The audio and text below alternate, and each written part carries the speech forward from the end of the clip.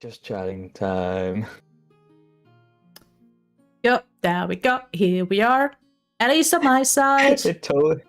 I am in the just chatting, and it totally doesn't show that you followed me. Oh, that is embarrassing. Ooh. Hello. Hi everyone. I was Nobody like, look at the top left. Yeah. Nobody look at the top left. Yeah, I was like, hey, maybe I should put your stream up on the side. And then I saw I don't follow it. That was amazing. Yeah, hi everyone. Hi, welcome to another Hydrafixation episode. It's here finally. We're doing this. Oh, I also should. Yep. There we go. The tech is teching today, my guys. We're doing the Digimon. Yeah. Hi everyone. Wow, fucking hell, Walt. This is Well, I'm not going to question you. I've accepted some things that I'm not going to question. But thank you for the follow, Hasea? Is that how I pronounce it? Hase. I got a follow. Hase. Ha. Yeah. Hase. Bye-bye. Yeah, hey, it's German. It's fun. We're collecting pronunciation at this point. It's really funny. Oh, Jesus. Mm-hmm. Oh, It is hard. But yeah. German hard, yes. Yeah.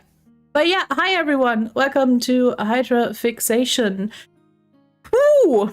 I'm sorry I had to. Yeah, I can't wait until the 10 hours are off and I'm not again. But yeah, also hi people on light side. God. Might be confused what we are doing here, so let me explain it to you. In short, this is Hydrafixation. This is the talk show where I invite a guest for them to yap about their hydrafixation or special interest. But since we don't have the time to sit here for 12 hours to yap about things, there is a bit of a hurdle, and that's my 20-minute timer. Because Light will only have 20 minutes of uninterrupted yapping time before we can ask questions. So hey, no pressure. But do you wanna introduce yourself so my chat knows what's up? Alright, yeah, I'll introduce myself. Hi, I'm Light. I try and be a variety streamer, but I'm very much Digimon orientated because I was doing a playthrough of the newest Digimon game. And I have done so many streams about that, and oh my god, it's lasted so long, and I love it. Trust me. But Jesus, it kept going. And today I'm going to talk about Digimon and why I love it so much. I'm really excited. Fun fact, I learned that there is a new Digimon game in the Hydrafixation episode with Hikaru, where we talked about Monster Rancher 4. and she mentioned like, oh yeah, there's a new Digimon game. I'm like, huh? What? When did that happen? So yeah, that will be. It's got 4 DLCs now. 4 new ones. Jesus Christ. Yeah, we can. Let me see. This is why I take notes. So we can talk about also, that later. There has been a redeem. I have a redeem for 10 press up, so I'll be a second. Oh well, have fun. I won't do that. That's honestly every time it's like, hey, do push-ups, do that's a choice of redeem, honestly. It's because I have an athletic background, and I thought people would probably enjoy making me suffer. That makes sense. Good job holding the floor down for us. Yeah. Holding it down. I mean, someone has to, maybe, probably. Who knows? But let me pull up the dreaded timer, and more importantly, and see. I will say, anyone that's on my side, it will not be zoomed in because no matter how many times I zoom in, it just won't zoom in on OBS for some reason. So technology is already. If you want to see the technology is being a pain. So if you want the full version, go over to Helios. Yes, come over, come to me. This is how this works now. No, but we fought Discord screen share already in the beginning. But hey, as if that isn't normal for hydrafixation, we don't bite.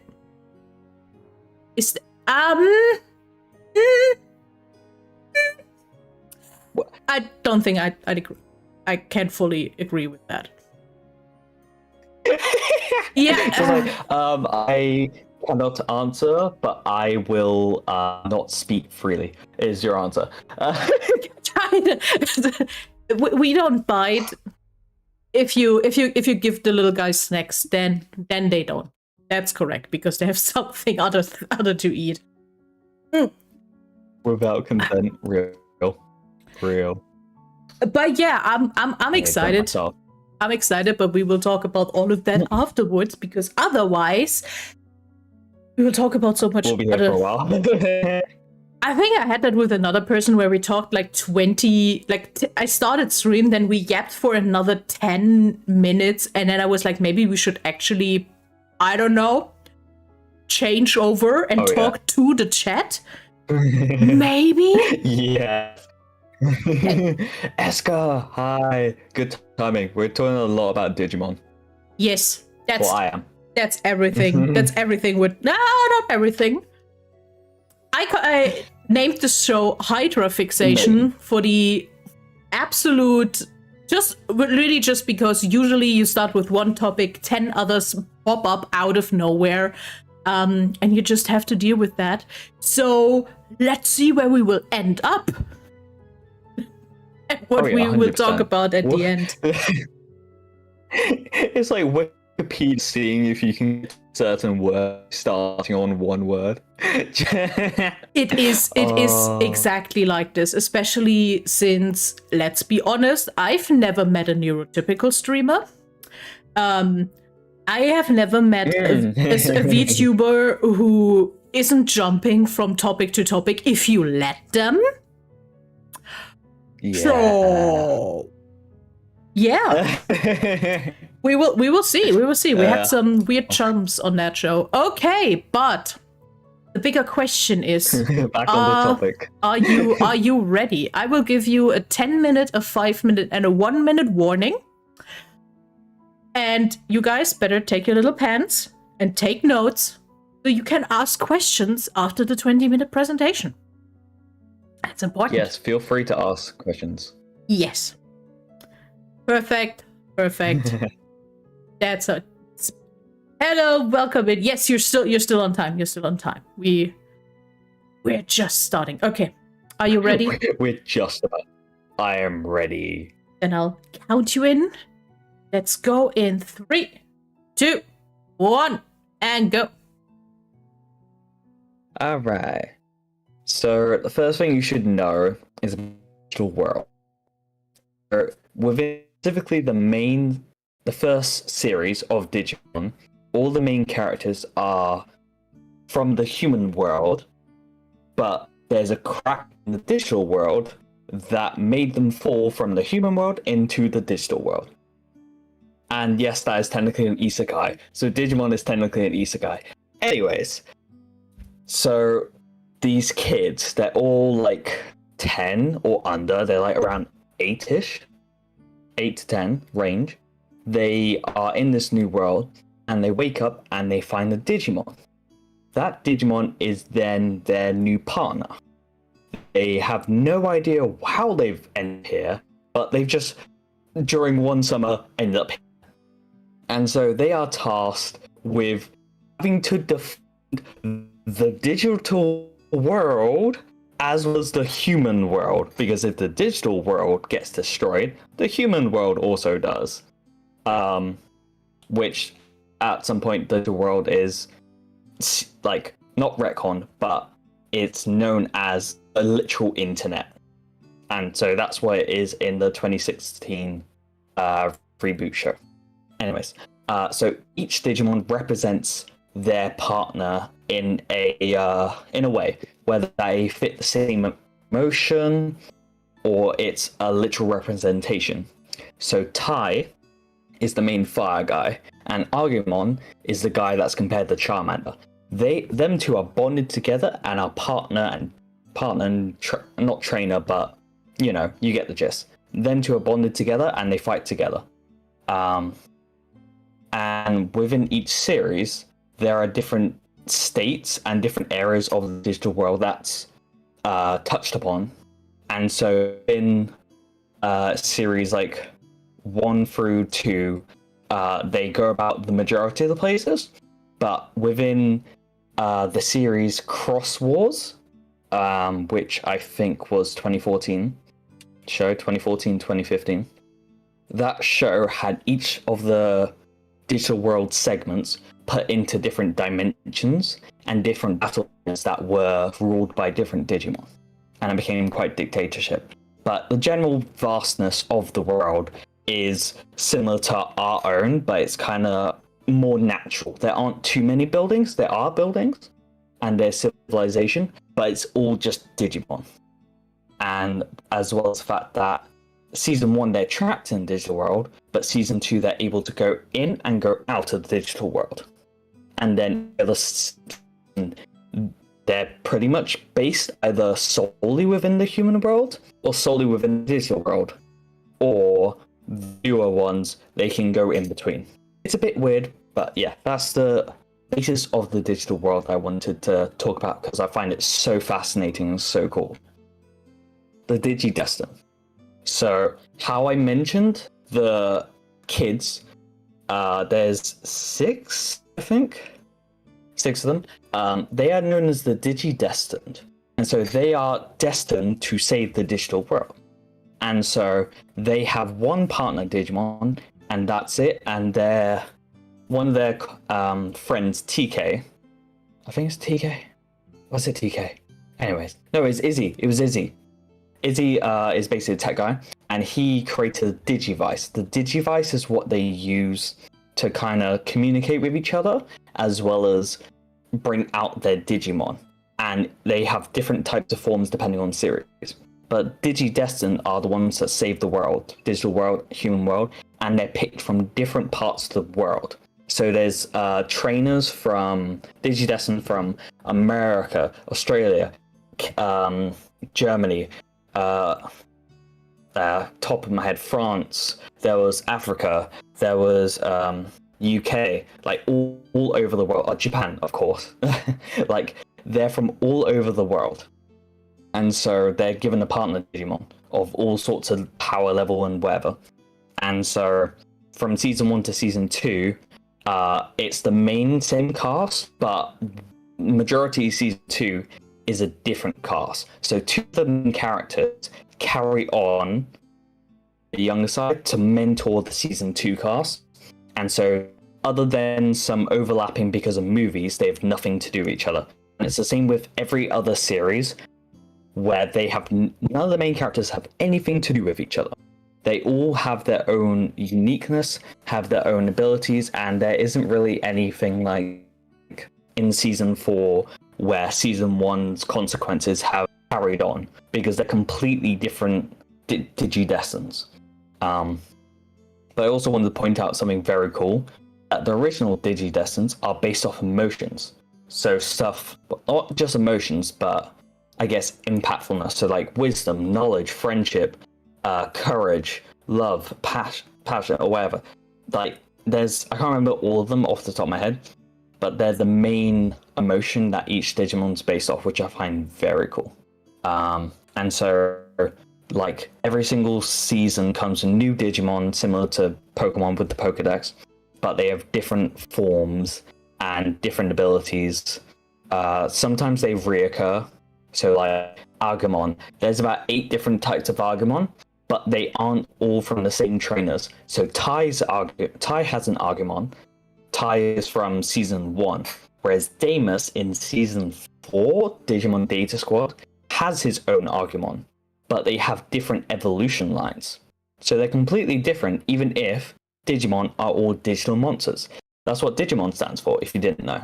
and it's also the season 2 opening, which I love. Digimon, Digimon Elder Champions. Yes, I remember off the top of my head.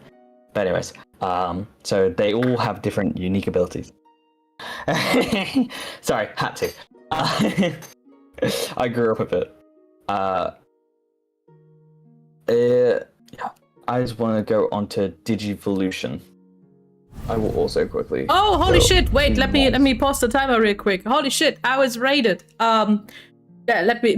Oh shit! What a timing! Hi, hello, hi, raided. No, you're welcome in. I just realized on my side the slides weren't moving, so only on your side the slides were moving. So it's fine. It's fine. But yeah, I should pause the timer for that. Hi, raiders, welcome in. I understand.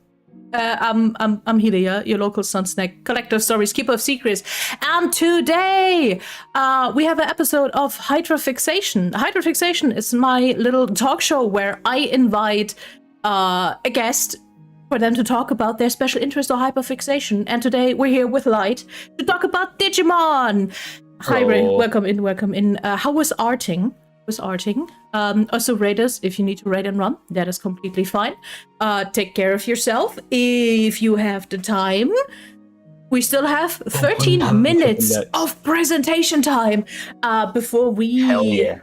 Yeah, because the joke of this whole talk show is I give people only 20 minutes to talk about their hyperfixation. Before we go, I already have questions written down, so we can go into that later. That's amazing. Thank you. Ah. Okay. Shall we continue? Okay. Happy to continue. Let me count you in again. I already see that, and I'm like, sure, that, yeah, graphic. Okay. Yes. In 3, 2, 1, go. Okay, so yeah, as you notice, there's graphic. The main reason for that is because the Digivolution tree is wild, and there's always the meme of Pokemon being a lion, lion cub to a lion to a bigger lion for Pokemon, and then Digimon is lion cub, Frieza, machine gun, and then big cat with a machine gun. I have seen that meme so many times. And I cannot tell you, it's true. It's true. Because there's so many weird combinations, but it all makes sense. So, if you look, I don't know where my mouse would be like, anyways, if you look at the center, you can see all these Digimon all sprout from the single baby. And so, you can technically get any evolution line from the same baby. Because there's 7 stages. There's in baby form 2, in baby form 1. There is rookie, there is champion, there is ultimate, and then there's mega. And then there's mega plus. And so they go through those stages, but it doesn't mean that Digimon has to go one at a time. So like in Pokemon, the Digimon can evolve, but in Pokemon they evolve one stage at a time and don't devolve. In Digimon, they can devolve, and they can also skip multiple evolutions. So at some point, the Digidescent just go from a baby little dinosaur to a big ass mech with cannons on its back, just casually. So that's the normal, as well as the fact that it's seen as a digital tree. It basically means that no matter where you go in the evolution tree, you can get what you want. Similar to the Digimon game, the most recent one, where you can digivolve them. And I literally went from 1 evolution to about 6 evolutions. 6 different evolutions that have nothing to do with each other. But the thing is, because it's all data, it's digital, they evolve based off the data they have, which is very cool and very interesting. So you can go from a bird to a key version of Elvis Presley, and then metal version of that monkey Elvis Presley, and that is canonical to the show and to the card game and to everything. But there's also Digimon that is literal poo, and it's called Sukamon. It is literally poo, and it can turn into golden Sukamon, and then it's golden poo. And that is an actual Digimon. That's not me making it up. That's an actual Digimon. It doesn't. By the way, make sense. 10 minutes. Perfect. My dad said hi always. Quick second. There we go. So I just find it so interesting and so intriguing because in Pokemon, it's like one exact evolution line, and they can never de-evolve. And the fact that Pokemon can grow old but could just not evolve is interesting. Whereas some Digimon evolve off of literal raw emotion, where they just skip 5 evolutions and grow up to their big version. Or there's versions where they just fuse together. And in Cross Wars, there's a version of a Pokemon? Damn, brain's gone. Digimon, called Shoutmon. And he literally he can fuse with other Digimon to become bigger versions or alternate versions. He literally fuses with every Digimon that exists at that point to become the strongest Digimon to exist to beat the main villain. The writers just went ball with it completely. But yeah, I mean, you can start some Digimon, Digidestin specifically, with champion level Digimons, whereas the main Digidestin started off with rookie level, which I find very interesting because the power scaling of a champion to rookie, it takes about 6 rookies to be able to take down a champion, of which, yes, rookies can take down champions, but it takes about 6 of them to all work together to take it down. So I just find the power scaling very interesting. And the wanted to yap about before I can go on a little tangent, unrestricted, right before I have a drink right now. There we go. Is the Royal Knights. I love them so much. It's important now. I'll take an extra sip. Yeah. Knights. And the reason why I have this screen, this wallpaper, is because I love it, and also it's of all the Royal Knights. There are 30 Royal Knights. They're all based off the Knights of the Round Table. But also, I think, I haven't looked this up, but this is just what my assumption is that they're also based off the Apostle religion, because there's 13 of them. And the fact that Alphamon, the black one in the center, is sometimes depicted as not evil, but he goes against the main characters. Like the main characters of the digital world, usually the Digidestin, he sometimes fights against them. But the Royal Knights only turn up when the digital world is in danger. But funny enough, there is 1, 2, 3, 4. There's about 5 of the Royal Knights that have that like the Digidestins have Digimon to evolve into. Like Gallantmon, the one with the lance on the left, like red, white, and gold. It takes Gilmon to evolve into him, and Gilmon is the evolution for the trainer for Series 3.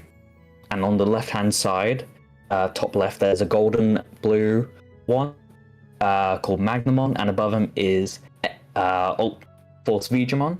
They both can be evolved from one singular evolution line called Vmon, who also can evolve into a fused version called Paledramon. So he has about 3 different OP evolutions. Vmon is stacked. Vmon is one of my favorites. And then there is Omnimon, which is to the right of Alphamon. He is the white one with the golden arm and blue arm. He is the fused evolution of 2 of the main Digidestin's evolutions. So Tai has Agumon that eventually turns into War Greymon, and then Matt has Metal Garurumon. Metal and War Greymon fused together to become Omnimon. and that was based off the movie. And so, one of the movies. And so they just combined together to become one of the strongest Digimons to ever exist, of which Omnimon has about 4 different versions. Given Omnimon 4 different evolutions. 5 minutes. Alternate forms. Thank you.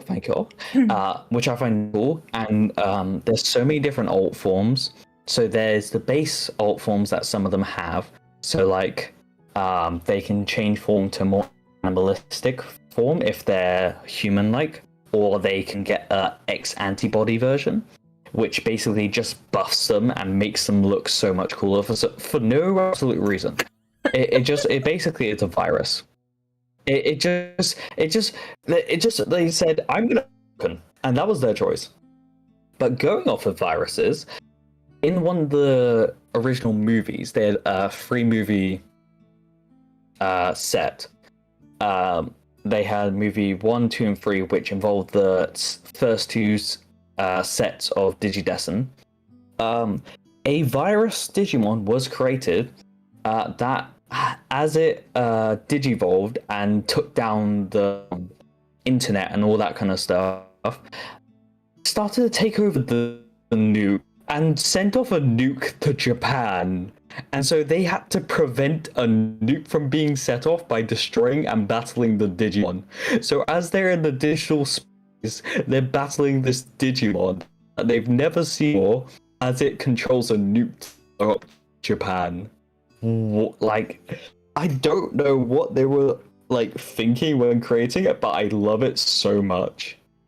Like, like they're still like 12 or 13-year-olds having to battle creatures in a digital world, not the human world, the digital world, to save the human world from being destroyed by a nuke. And that's canonical. And in the original series, they had to defeat Apocalypsemon, which was trying to destroy the world. And this is when they were 8 to 10 years old. They have so much trauma, I swear. Those kids. But something very important, which I find so sad, is that in the last movie for the main Digidestin, it's like Agumon bonds of friendship. It shows the fact that the reason why the Digimon stay with them into their adulthood, yes, they do stay with adults, from them being children up to adults. That is a thing. They don't just go away. The reason that is because of them having aspirations and dreams, and unfortunately Tai and Matt didn't have as much, and so at one point Agumon and Gabumon genuinely just disappear and you see them crying. I felt so bad. Jesus. I felt it to my core because I grew up with it, and so you just see them holding their Digivice just crying as their partners disappear. It's a heart-wrenching. Much deeper than you'd think. Like there's Pokemon and then there's Digimon. Nothing against Pokemon, because I do enjoy Pokemon, but there's a difference. And so that's why I wanted to share my knowledge and explain exactly why I love Digimon. I don't know how much time is left, but I can't think of too much else to say. 1:30. I will try and think of something. Let's see. Oh, the magical girls. Okay, so in season, I think it's in season 4, Digimon Frontiers. Instead of them having partner Digimon, they just fuse with their Digimon and become the Digimon. They literally have their Digimon become their armor and they just fight. They literally brawl. It's not their Digimon fighting for them. They brawl themselves. Like that. Like normally the trainers are just like, hey, Agumon, do this. Watch out. They're like working together. They're not like commanding them like a pet, like in Pokemon. They're usually like cool, just like, hey, can you do this? Watch out. But in like Digimon Frontiers, they literally become magical girls and become the Digimon. They literally fuse with them, and it's such an amazing change. I just love it so much. I just thought I should mention before time's up that I think it's a funny anecdote to talk about if you know nothing about Digimon and just hear about the magical girl season. I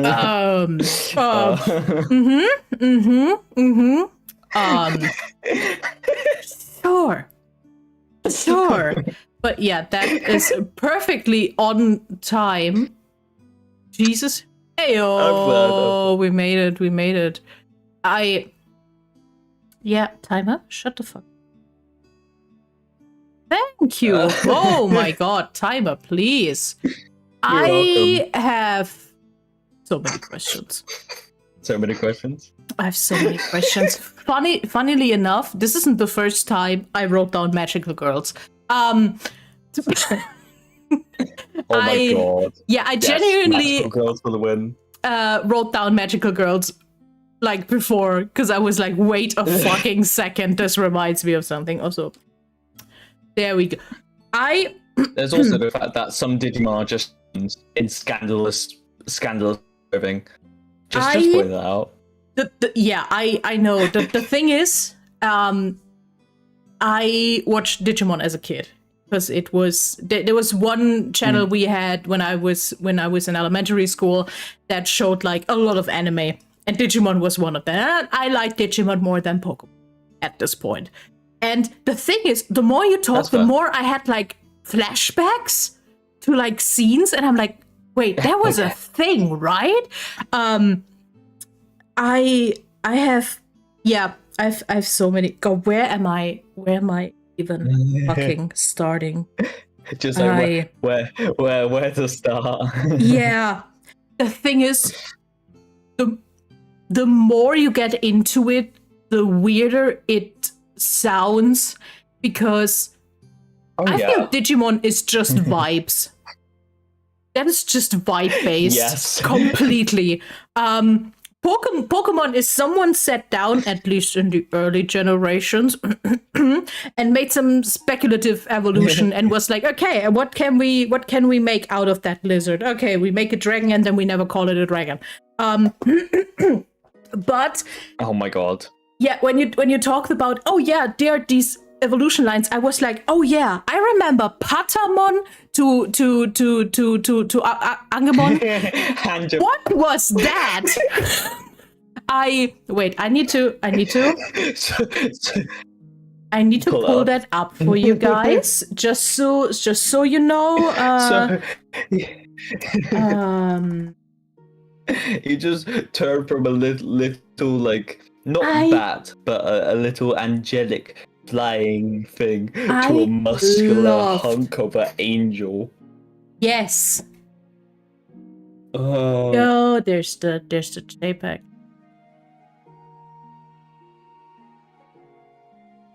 Or not, because OBS won't let me. I found the complete line, it seems, which sure. That's what we want to do here. Okay. Hell yeah. Because it's Patamon, Angemon, Magnet Angemon, Serapimon. Yeah, exactly. For some reason I have Spanish here. As well as one of my chatters wanted the whole line. It was Gatomon. True. I was like, wait, we had the female version of that. What was that again? Yes. Yeah. I also like that there's no in between. It's this little pillow, this little bean, this very marketable plushie of a Digimon to hunk in a mask. Are we okay, Digimon? Yep. Are we okay? I mean, in Digimon Cross Worlds, at one point, Minervamon got centered to the point where they had to completely cover her cleavage because it was too much for a kid show. Because there was too much physics. Let me. Too much jiggle physics on her breast. Yeah, I remember. I remember. I think I remember that one. Isn't there also? I mean, if I remember correctly, and I watched this stuff when I was 8-9 years old, and I'm a lot older by now. I remember a lot of the quote unquote villain Digimon of the early seasons. being weirdly fetish-y styled in a lot of black, and it looked like latex and whatever the fuck happened there. Black leather latex demon. Yes. Demon humans. There was a lot going on. Famous, yes. Yeah, Devimon. Holy shit. Devimon, yes. I mean, there are a lot of people who would say would. Because honestly, I kind of get it. A lot of people would. Do I have a? I love Lady that Devimon. 100%. There's a female version. Did I miss that? Did I? Oh yeah, there's a female version. Oh, that's okay. Yeah, there's a fusion between the female version and Angemon. There's a fusion between the both of them, by the way, called Nasnemon. What is it with Japanese children's cartoons and whatever the fuck's going on? Mm-hmm. Oh yeah, cool. If you pull it up, that's it. Oh, I forgot about it. I have Rosemon. Genuine. So many questions. As well. Also, BDSM. That looks like that looks like a cosplay, OnlyFans cosplay version of that Ron Rose Pokemon. Yes. Yes, it is. Digimon was never meant for children. Okay, that might be, but then I have one question. Why are the protagonists 10? I think I just okay. That's my question here, because yes, I also think this show should have not been watched by kids, but no, there's not. It's not made for kids, I don't think. But like, yeah, why is the protagonist 10? And like, I don't know. The thing is, at some point in the original show, they like police pull out guns on the kids, and just like because they're trespassing, they're like, hold up, wait a minute, and pull out guns on them. Or like a Digimon called Puppetmon at one point was threatening to kill them. Genuinely.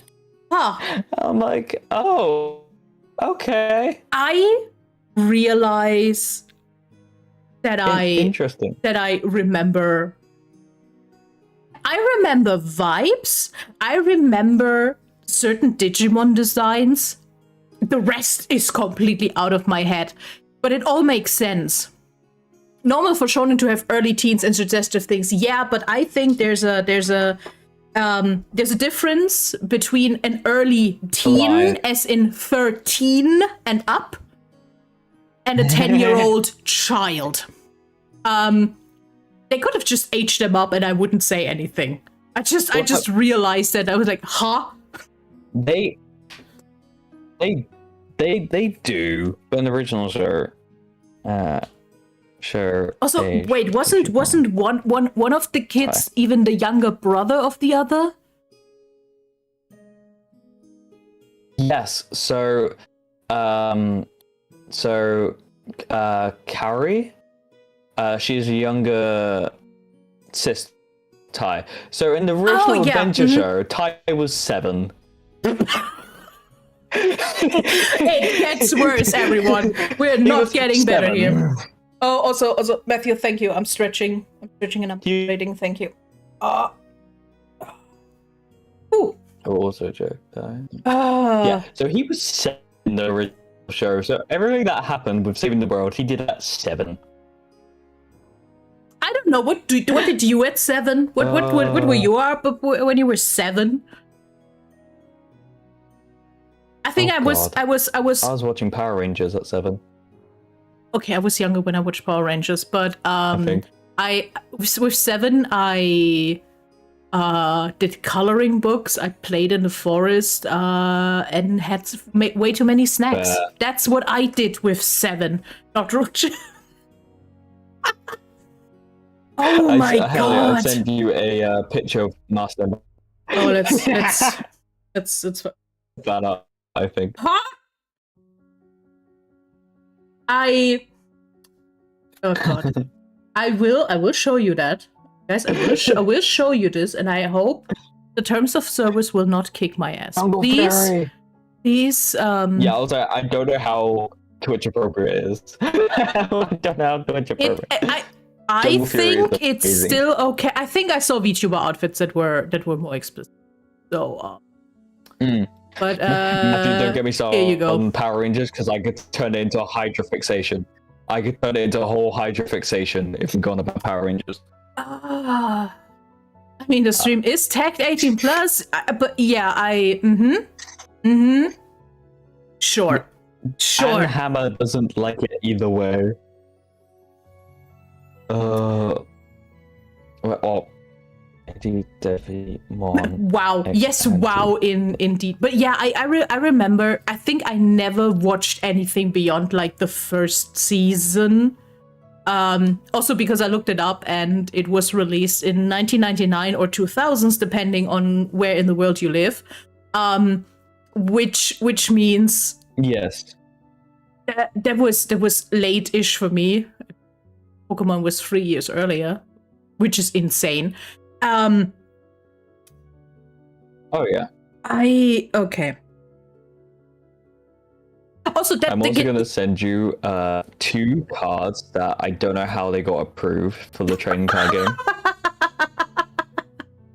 Of which the second one I actually possess.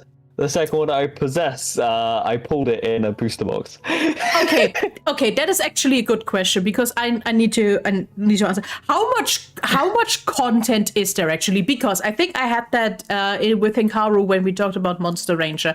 It's because every time something new Pokemon-ish releases, you hear about it.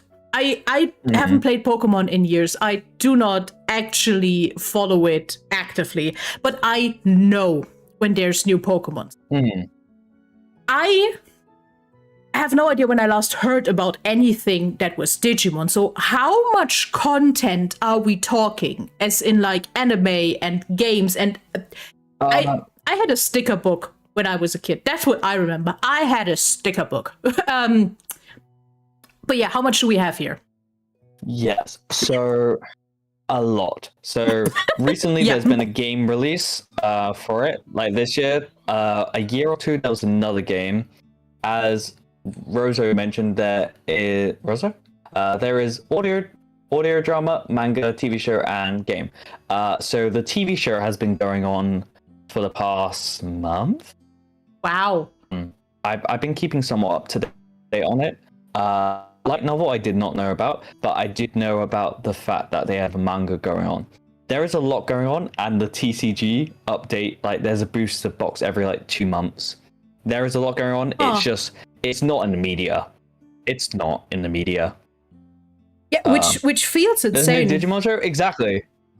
Yeah, yeah. Exactly. Yes, there is. But this is how I reacted when Hikaru mentioned, "Oh yeah, there's a new Digimon game." I was like, "Huh? I didn't even know there were games before." Yeah. Which it made complete sense, and I'm happy that the franchise survived. So,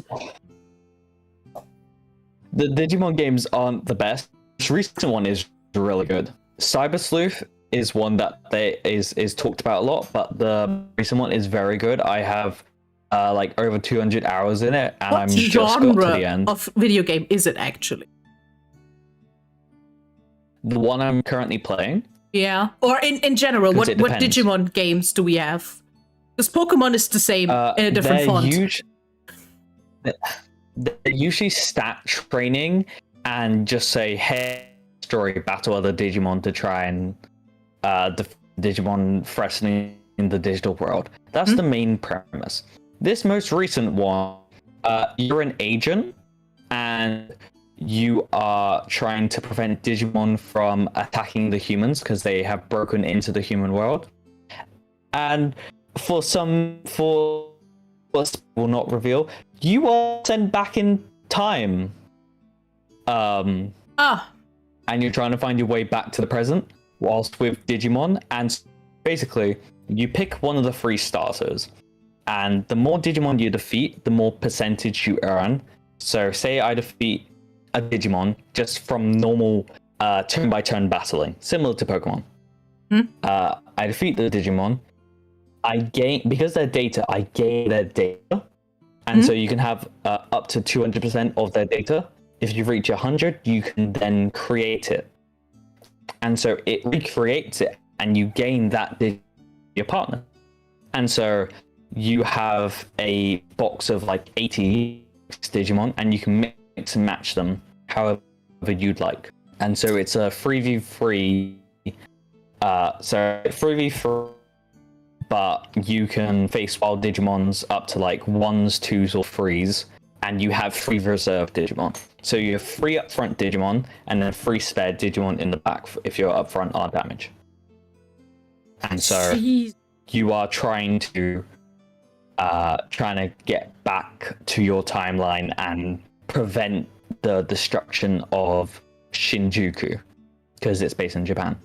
That's the main premise. But there's a lot of shenanigans that I will not go into to not spoil anyone. But yeah, it's a lot of fun. The side quests are not too bad, because the side quests are actually important. And you can evolve your Digimon as much or as little as you want. You can evolve them, de-digivolve them, all that kind of stuff. It's a lot of fun. It's like, if you enjoy Pokemon, you will enjoy the fact it's turn-based, but it's based off speed initiative. So if you have fast Digimon, they'll attack faster. But it can get very technical. It sounds very in detail. Honestly, I think my brain half was like, huh? But I also Helia would probably hate the new game because it's about the Olympus Digimon. I looked them up on the side, and I have notes. I mean, search up Junusmon, Junomon, Venusmon. I think those are good reasons to my the game. My problem, like, hey, take it, use them. My problem is that for the vast majority of the animal they used to time for mythology tangent. Oh yeah, let's fucking go. For them, every those Digimon has their design based on an animal, and they did very good. First, first bullshit is, why are they called Olympian but they're named after the Roman names for the... That's 2 different things, you fuckers. What are we doing here? You can't call it an Olympian and then call them Juno and Venus. The other thing is, and that's my pickup. There's also Apollo. There's also Apollon. Yeah, because it's Apollo and Apollon. The guy didn't change his name. It's literally the same name. But the other thing is, all the Olympian gods, yeah, they did what? It's Apollomon, Bacchusmon, Ceresmon, Dianamon, Junomon, Jupitermon, Marsmon, and so on and so on. The thing is, they chose an animal, and every of those gods have they have animals that are associated with them. Why do not choose them? They did it very well with Junomon, who is a peacock, which is correct for Hera, or a Venusmon, who is dove-based, which also is correct for Aphrodite. And then you have Vulcan gets an octopus, Mars gets a panther, and Apollo is a lion.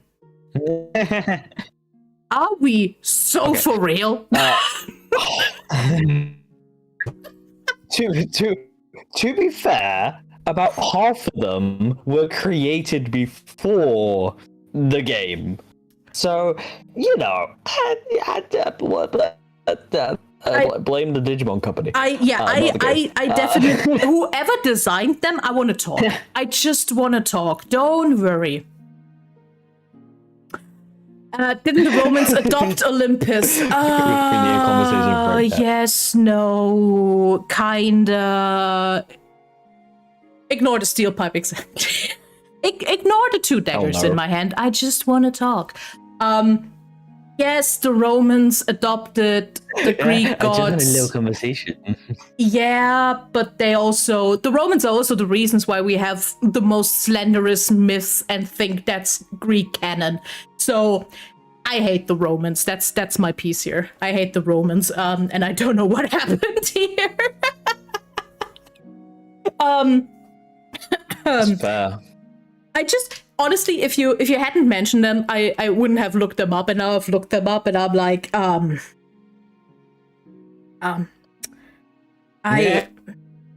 sure. That's fair. Sure. I would just close the tab on the side and be done. Okay. Canon law question, because I don't remember, and because you mentioned the nuke, which I remember actually. I don't know why I know that, but I was like, oh yeah, that was a thing. Because I do not remember.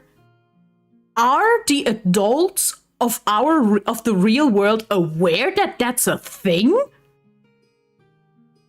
Like that Digimon exist? Like aware of Digimon? Yeah. No. Okay. Only the Digidestined know about Digimon. So everyone else just thought a bomb fell into their ocean, not knowing it was a nuke. Which is weird enough without knowing it's a nuke. Like, where did it come from? What happened? What are we doing with it? Yeah. Oh, yeah. True, Rosa. It does depend which series you're on about, but the majority of them depends on. But there are times where the parents do help. I love that it depends on the canon, well, as if there shouldn't be one canon. So does it depend like on the time? Different canons, like. Or are we talking timelines? Yeah. Because we already talked time travel. Digimon Data Squad.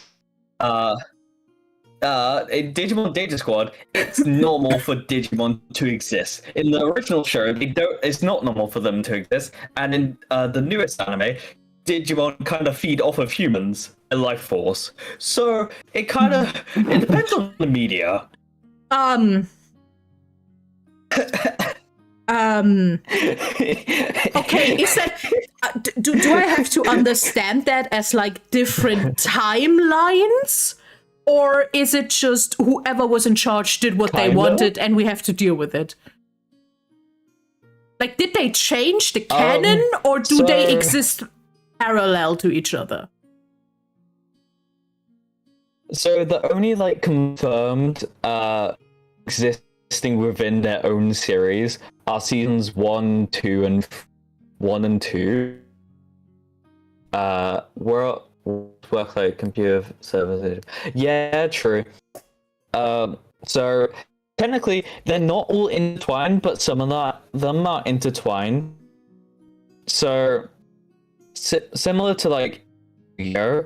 The originals in Yu-Gi-Oh! GX, that's the second series. The main character Jaden meets Yugi, the main character from the original show. So twined in that way. And then within 5Ds, which is the season after, there's references to Joey, which is from the original series. They're intertwined in that way, and the Yu-Gi-Oh! Series, the whole universe, is intertwined in some way. Whereas in Digimon, they're not. Like, there isn't any references to the other tamers, which are the trainers. Crossworlds is intertwined with Adventure because homeostasis, Rio exists, and Dark Ocean is reachable. Okay, very interesting.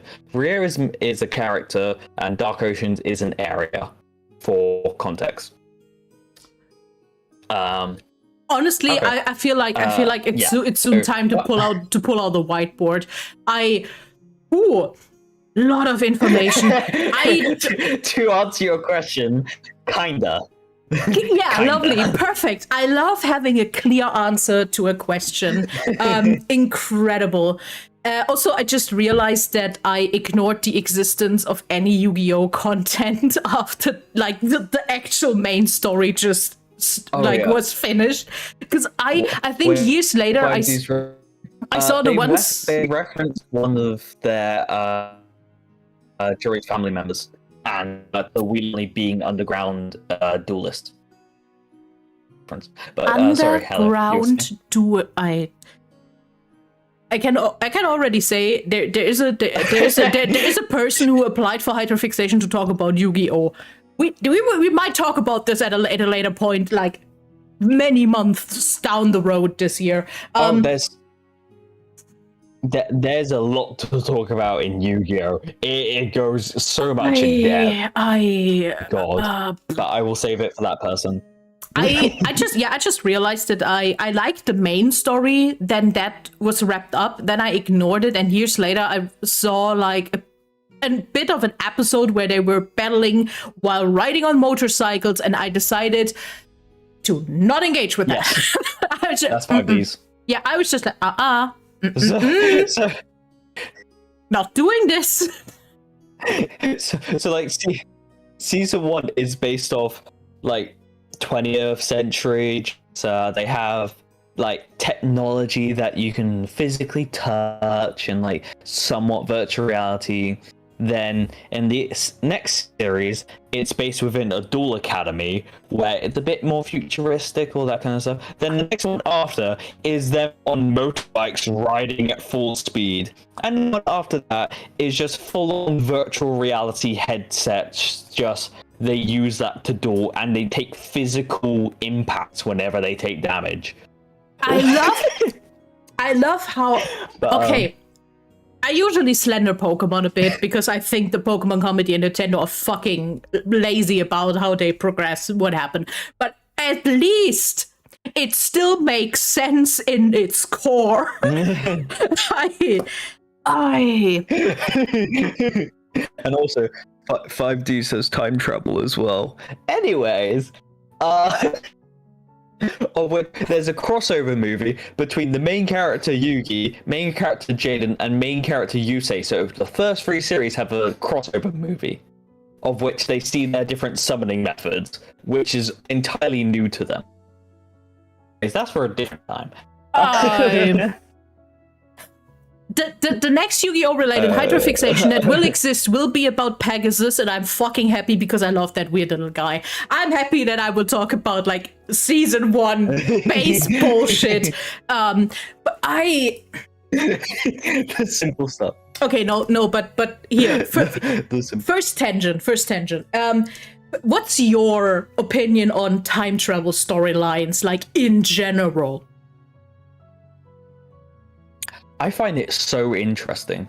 I find them so interesting, but they either work or they really don't, and they make absolutely no sense. And it's funny as hell. Like, it's 50-50. Okay. But nice what enough. Is the Contact really guys. what is a time travel storyline, like generally in any media, that you actually think was well made? Ben 10.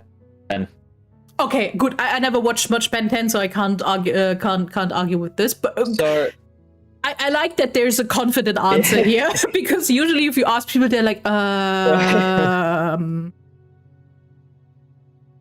So, in the original series, as majority of the watch comes down from the sky, from space, and crash lands onto Earth, and Ben finds it, and it latches onto his arm. Yes. What is retconned in the last series, Omniverse, and shown is the fact that it didn't crash land directly by Ben. Mm-hmm. Instead, future Ben gets sent time watching how he originally gets the Omnitrix, and he's waiting for himself to actually get it, and he's like, what's happening? Because he's not going towards the watch for some reason. Mm-hmm. But instead, future Ben turns into one of its aliens and creates an earthquake, past Ben to fall into the ditch for him to get the Omnitrix. Mm-hmm. And so it's an infinite loop of giving himself the Omnitrix. And so I just think it's perfect. I just had the realization I'm way much more inclined to deal with this time travel storyline if it's a loop. I just realized that is fine, because I personally think most time travel is difficult as a concept. Yes. Because time travel starts to have a lot of implications about your world building and influencing. I mean, Doctor Who made it smart to be like, hey, we can't stop major events. We're just chilling here, we're watching it, then we go and nothing changes, which convenient explanation, but I'll take it. As soon as any media or any IP that has nothing to do with time travel suddenly puts time travel in, my first thought is, you guys ran out of idea, but you still want the money, right? Because I genuinely have never seen one where time travel added anything of value. And for the Ben 10 thing, mean, Ben 10 entirely makes sense. Yeah, for Ben 10, either that was very smart or that was like a thing they had in mind from the beginning-ish or very early and then just wrote it out, basically. I don't know.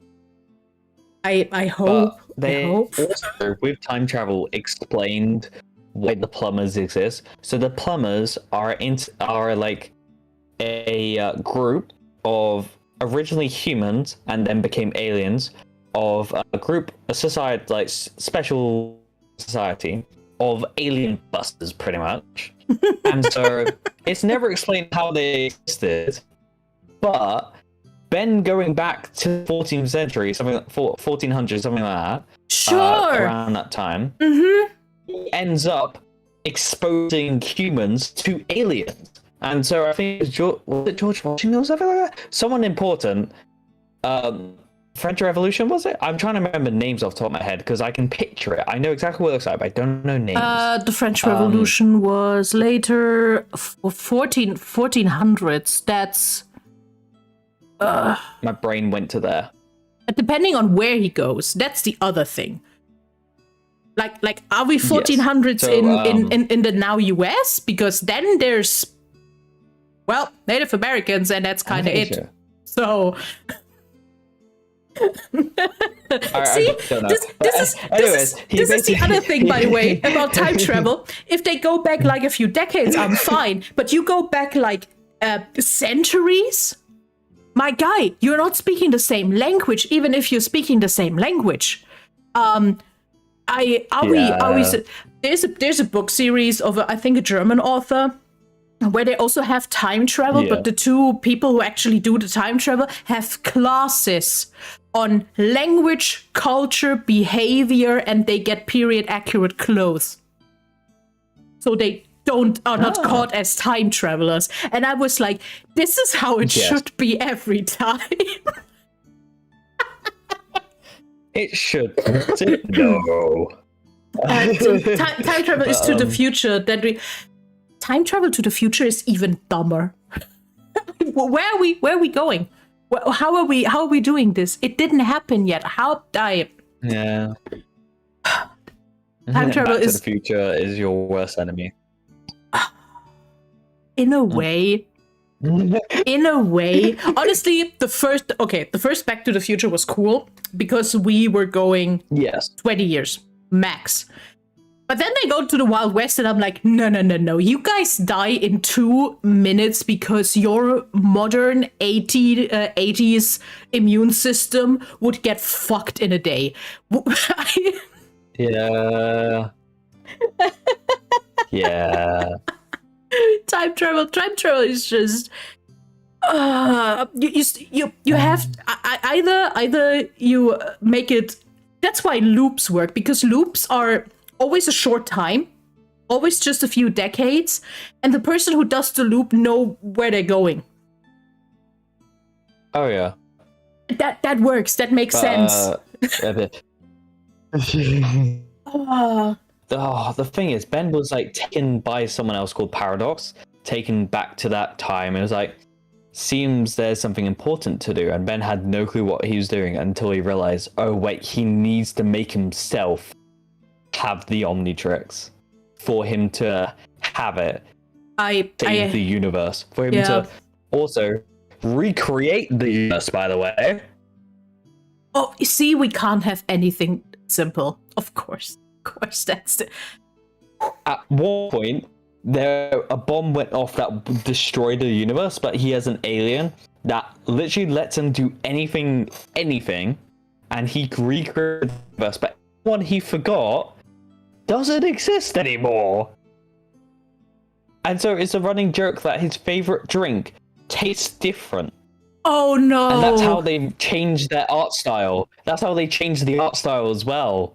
Because it's a new universe. They changed the art style as well as his favorite drink. He always says it tastes weird. It tastes different, and they never explain it. That's funny. That's genuinely funny. Also, I hate to make a point out of that fandom of all fandoms, but all good. Harry Potter, the third book movie, the fact that Harry realized that the Patronus he's waiting for to save them is the one he has to cast himself, and that was the one he was seeing. That worked because we're talking about a loop of an hour. You can't fuck up much in an hour, and it works. It's tight enough. I think time travel stories are just way too ambitious most times and do not think about any consequences of it. Yeah. Oh, Jesus. That's why it's like 50-50. It's like it'll either work really well or horribly. That worked. The rest of the time turners were awful. Harry Potter is awful. Oh. Period. That's it. You can't fuck much. Is that a challenge? No. It's I think of it as it's a nice world, but the like movies itself is not as entertaining as you'd think. Like the first time you watch them, yeah, you enjoy them, but it's all in the one place. It's not exploring anywhere else of the entire world that's going to be more interesting. Yeah, there's so much wrong with it on such a fundamental level. So yeah, moving on from that, because I do not that book at all. Back to your like 20 questions that we've only answered one. Exactly. This is why this show is called Hydrafixation. You start one, you slay one topic, and a million others just come up. Holy okay. Yeah, I actually have relevant Digimon questions. But no. First off, I will also do a non-Digimon question. You called it an isekai, which yes. That being said, do you like isekais as a genre? Yes, but they the either main character to power is either done really well or really boring, or the usual Kirito treatment of a character being black hair, blue eyes. And I get that's common in Japan, but it's too many for a fantasy world. What's like your favorite isekai, and what's like the worst isekai you've ever seen? My favorite isekai is that time I got reincarnated as a slime, for sure. The longest titles always get me, and that's a short one in the genre of long ass titles. Oh yeah. I'm gonna open up my Crunchyroll this second. Oh, let's fucking go. I can find. Because I love isekais as a concept, so but many I love isekais as a concept, but I also think this is incredibly overdone by now. I think everything is an isekai by now, and everything isekai or reincarnation bullshit. It's either or. What are we doing?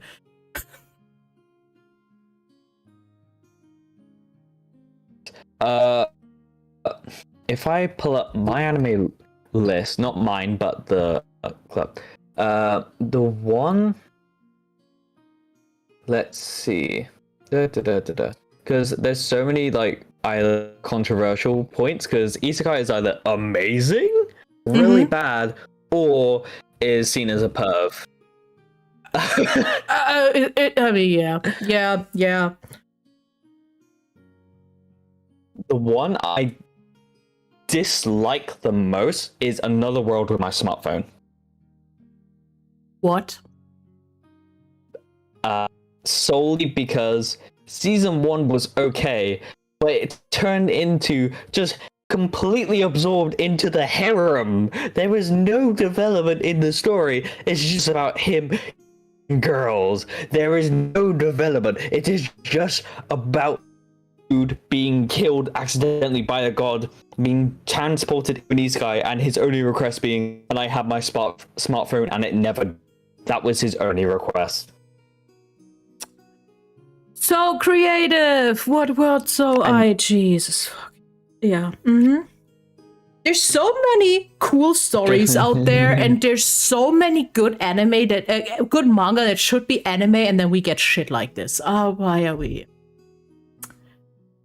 Oh yeah, there's one called Knights and Magic, which is underrated, and I love it so much, but it isn't really put out there. There's also one called Black Summoner, which I love. There's also one called Farming Another World, which is really wholesome. But the funny thing is, in the manga, he's basically like main character. He's put to the end of the earth to survive, basically, because he just wants a peaceful life. And there's elves. And at some point in the manga, he literally says he needs another male there because he's wrung dry. And that is actually something in the manga.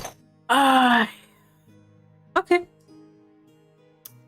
Can Fire Cook in Another World? Yes. Very nice. Not for me, but very nice. I just realized how much I'm not a weep because I missed so much. I just hear that titles exist. And I'm like, I'm nodding, and I'm walking past it. Do you want to hear a very long title? Oh yeah, let's fucking go. But my isekai life, I gained the second character class and became the strongest sage in the world. The fact that it has isekai in the title already disqualifies it. Why are we doing this? There's also an isekai that's about someone so much they get turned into a vending machine. The wonderful world of isekai. Ilya should watch more anime. Honestly, I do not feel convinced to do that right now. Honestly, I'm not convinced that I should actually do that. Cause vending machine 1 is still a of course it is. Of course it. Ooh. Oh, it is 3 seasons. It is like 3 seasons. The vending machine. 3. It's like 3 seasons for no reason. I don't get it. Danmachi is very good. Danmachi is very about like the pantheons. Like humans are put into like different gods' houses and they gain different abilities, and it's about them adventuring and going dungeon dwelling. See, that sounds interesting. That's the first thing I'm hearing in the last 5 minutes where I'm like, yeah, see this, that sounds interesting. That's a concept. Okay, I think that is my problem with a lot of stuff that is released, is that I feel like it's missing a solid concept that goes beyond one sentence written down on a napkin.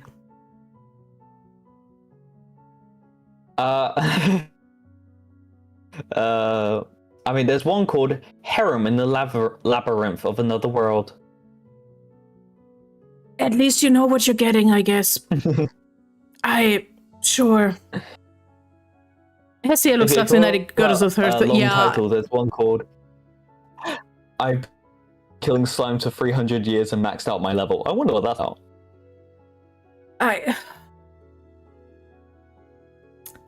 I need to explain, like, genuinely, unironically, someone has to explain to me what the fuck happened in the anime releases of the last 5 years that we get shit like this. Especially, okay, every medium in 2021, this is a decent one, but the world's finest assassin gets reincarnated in another world as an aristocrat. That is not a title, that's a synopsis. Is the topic anime today? No, Iris, it's Digimon! If that was clear. No, honestly, someone unironically one, yeah, I know, which is funny has to explain to me what happened in the last, I don't know, 5 years that we first get titles that are just synopsis and not a title. A synopsis. I'm sorry. What are we doing? And the other thing is, every medium and like there are a lot of shitty books that's coming out. There are a lot of shitty games and TV shows. How on earth did I actually hear some of those titles? Why are they that popular that I actually know of them? Because, of course, everyone knows, like, the big, like, good animes. Like, or animes where we can all agree that they're popular for a reason. I should not know as many weird ones.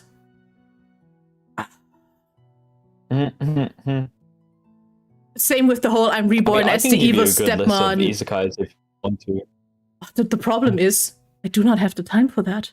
I wish I had the time for that. I have so much shit I need to watch. I want to watch this one anime I want to watch. I'm telling that for a year now that I want to watch that. I still haven't. So yeah, it's difficult. I mean, if one I find real that I like in my top 10, it's not an isekai, but straight to the point. It's called Dr. Stone. I heard of that one. That actually looks good. That's the title. I mean, but I'm at this point where I'm not even caught up with anime I like. AKA, I still haven't seen anything of the 3rd season of Jujutsu Kaisen because I forgot that it came out and then I just yeah, that's the other thing. It's way too much content and way too little time for anything. Especially with anime, I think, okay, that sounds contradictory, but I think a lot of TV shows have not enough episodes per season. And then you have anime that still gives me 50 a season. Can we balance that out in the middle, please? So I can actually watch it. The majority of them have like 12 to 13 episodes. Dr. Stone has about episodes. It's got 83 episodes over 5 seasons. That's doable. That's doable for once. One day. Its final season is coming out this year. Season is this year. And then there's One Piece. I'm not talking about One Piece. One Piece is we don't talk about One Piece. One Piece and Homestuck are two things where I look at the amount of content and I very directly decided to not interact with it. Like, I was like, this is way too much. By the way, that being said, there will be a Homestuck Hydrafixation in the future. Yeah. Someone actually filled out my little form and was like, I want to talk about Homestuck. Cool. I fucking guess. Oh my god. Yeah. Just to point out, the animes that are the best for isekai are that time I got reincarnated as a slime, ReZero starting life of the world, and Konosuba God's blessing on this world. They all have really low skills and they're considered like the best. When does it come out? April, I think. Okay, no, but yeah. Okay, but I'm saying this now. I have on my Discord there is a post that's called suggestions. There's a forum called suggestions, and there is a reaction content channel because I actually want to start reacting to shit, including one anime that I'm promising for a year now. If there's anything that isn't a million fucking episodes long, and you guys think, hey, Helia should actually have a look at this, write it down, and I might actually get into that. It's like, I'm not against it, but honestly, it's so hard to get into it because there's so much content, and especially since anime how do I say that without sounding absolutely condescending? The average anime watcher, I do not trust the average anime watcher to tell me this is a good show, because the average anime watches anime for very different reasons than I watch content. Because I fucking hate bad fan service, and I stopped I stopped watching animes because I was like, this is not what we're doing here. It's all a matter of taste for suggestion. This is correct, but since anime has its roots in certain tropes and cliches, it makes it even harder to decide on watching some, because you never know what will suddenly come around the corner.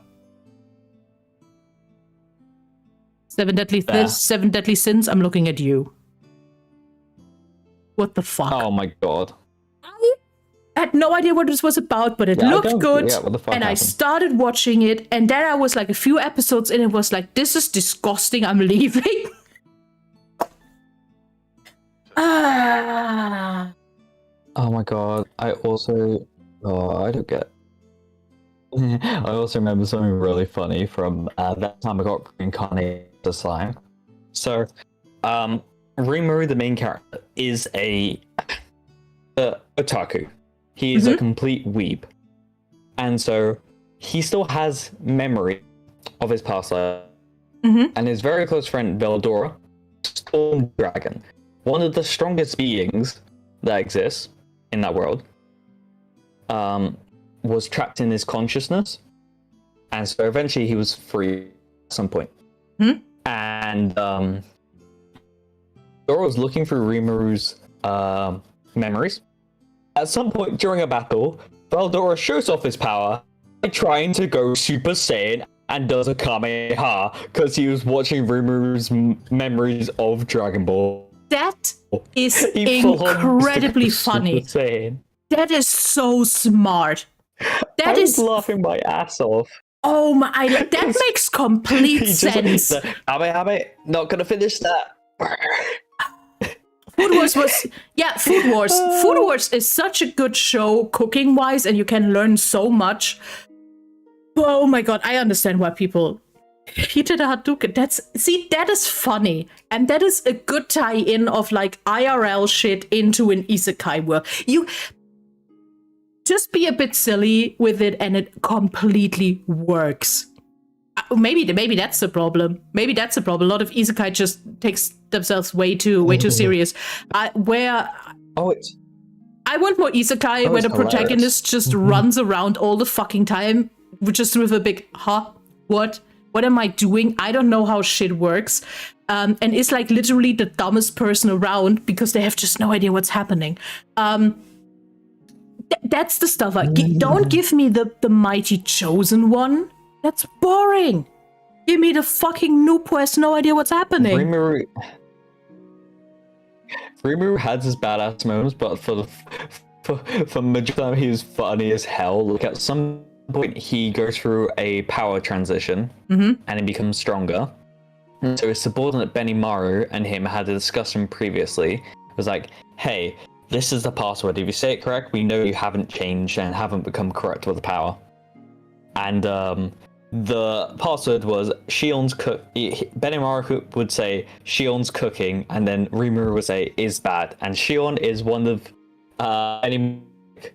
not family, but adoptive family, because they're all ogres in a sense. Kijin. They're all from the same race, and there's not too many of them, so they're like close to each other. And so Shion is known for having cooking so poisonous that it upped one of the goblins' poison resistance by a level. It was so poisonous, it made him gain poison resistance. Christ. And so it's a running joke how bad she is at cooking. And so as he awakens from this transition, Shion's there and Benimaru's there, and Benimaru goes, Shion cooking is, and waits for Rimuru to respond, and Shion's like all happy, like, what's my cooking, master? What's my cooking? All smiling, is like, oh shit, I'm gonna have to say this. And so he full on just puts the blame on Benimaru to like, yeah, Benimaru, what's Shion's cooking like?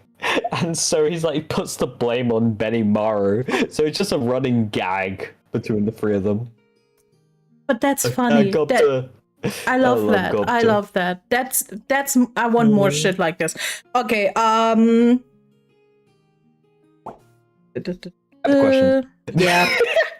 The thing is, I'm also not writing my questions on a list. I'm writing them everywhere over the page, and then I'm like, Fair. I need to unfortunately circle back to the age of the fucking Digimon. You said a kid made the Digivice? All good. Yes. What? So Izzy, I think is 8. Izzy created. Izzy is a genius. He did a Digivice, which is what they call, which is originally like a small kind of Tamagotchi like handheld thing that they could communicate with. It eventually becomes a cell phone, but they like it fully communicate within the digital world, within the human world, from any distance to talk to you and communicate, as well as Digimon into the Digivice to their own virtual space. Do we have any explanation? Is just hack governmental stuff? Yeah. Do we have any explanation who gave that kid the hardware? What? Can we talk to his parents, please? I'm pretty sure he just hijacked. I don't know. I'm looking up his IQ because I remember Tai is just a guy. Ty's just a guy. He's a protagonist. He has a lot of bravery, not much intelligence. That's your average shonen protagonist. Huh? Phineas and Ferb style.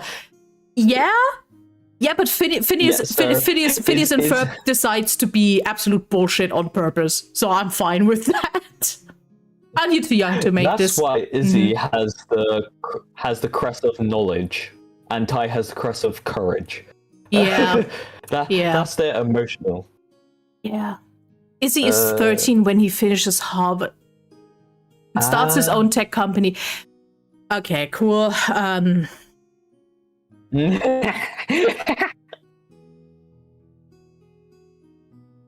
Tony Stark made a suit out of scraps. 21. Yes. Oh, and yes. Digimon is the pinnacle of realism? No, it isn't.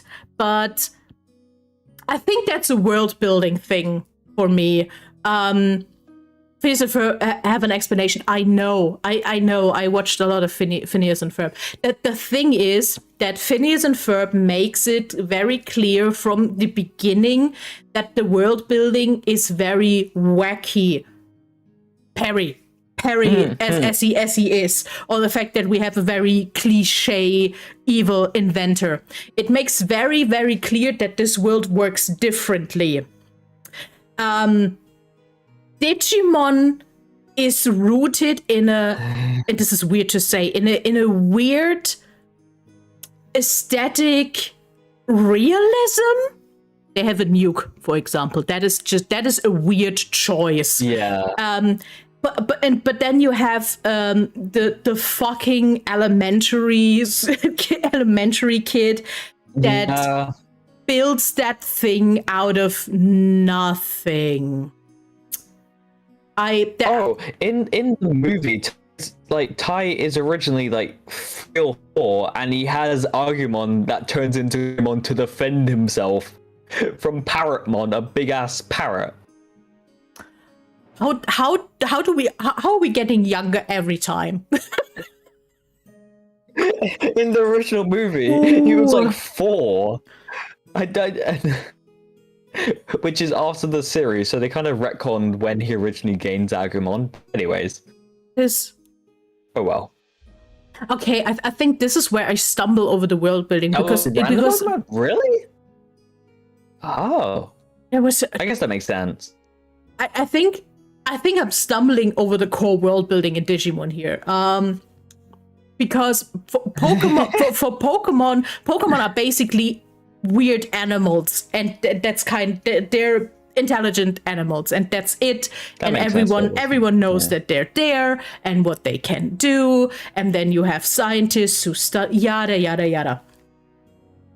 Digimon are data, and that's where I already stumble over, especially with the. I'm sorry. Can we talk about how the fuck did the digital monsters fuse with real humans? Are humans considered data in this way?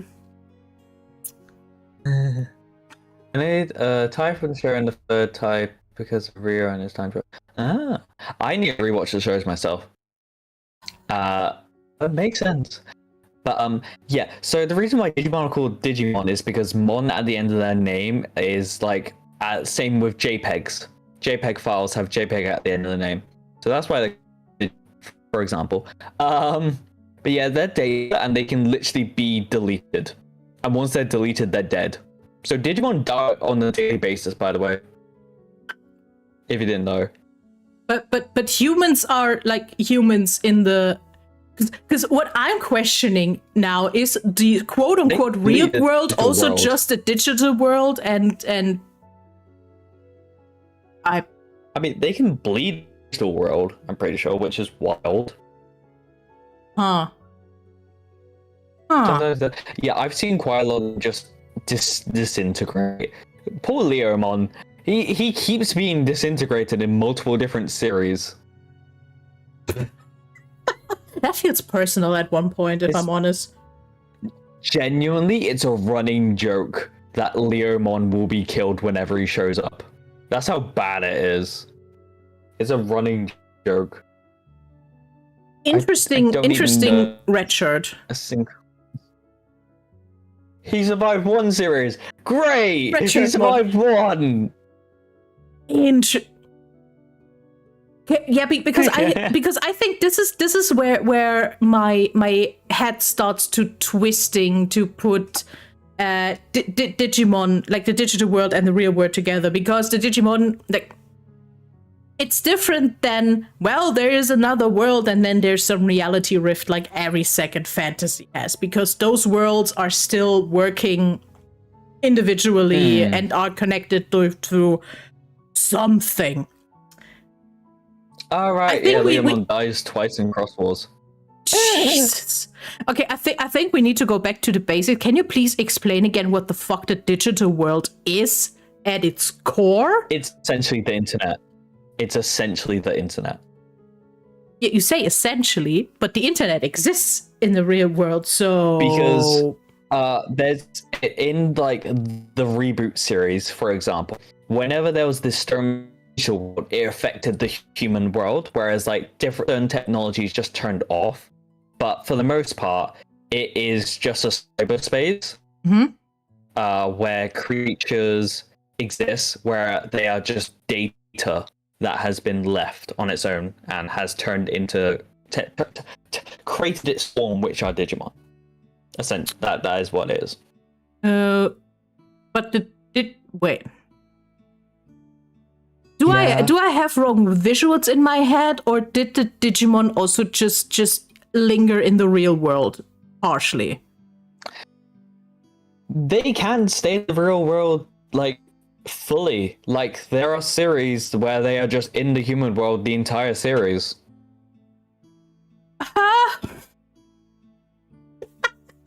Yeah, the internet satisfies space the barrier between both worlds. I'm not just questioning if I'm fucking pedantic, which I usually am, or if this is inconsistent depending on iteration. Yes.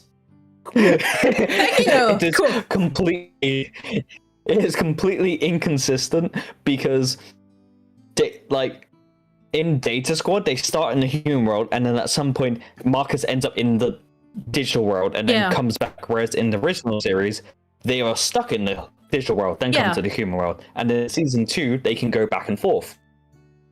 So it depends on the series, and Cross Wars were the same, where they were stuck in the digital world for the most part, and then got to the human world. But Frontiers, there was a lot of in between. Data Squad was mainly human, like I said, and then I believe that Ghost Games is a mix as well. Tameless had Cthulhu? What? Oh yeah. What? Cthulhu is canonical. It's called Dracomon. Dragomon. I'll show you. Cthulhu is canonical.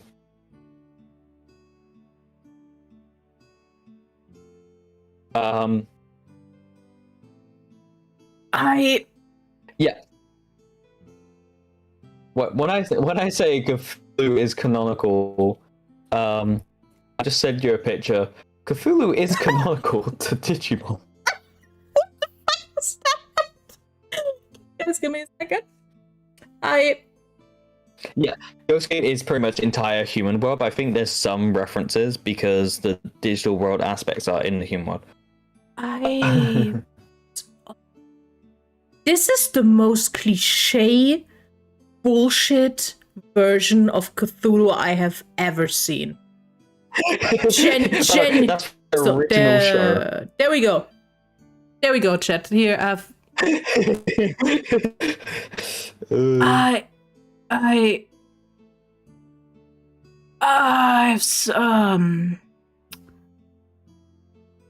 cool.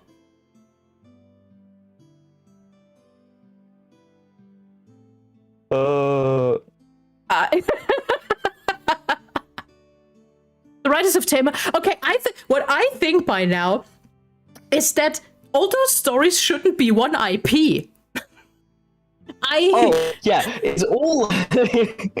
I've sent you what it looked like originally. That's what it originally looks like. It's literally just a silhouette of Cthulhu, which is so much more menacing for 8-year-olds to see. That is fucking horrifying. That's correct. Oh, yeah. And yes, this is all technically... This is all within the same IP. This is all within the same IP. That is... I can still make this about the mechanisms. We're still... Yes, that is... The thing is, it makes sense if you would see it from an angle of, okay, it's all digital, so they actually need to get the data from somewhere. So it makes sense that some Digimon look the way they do because there is a source content for this.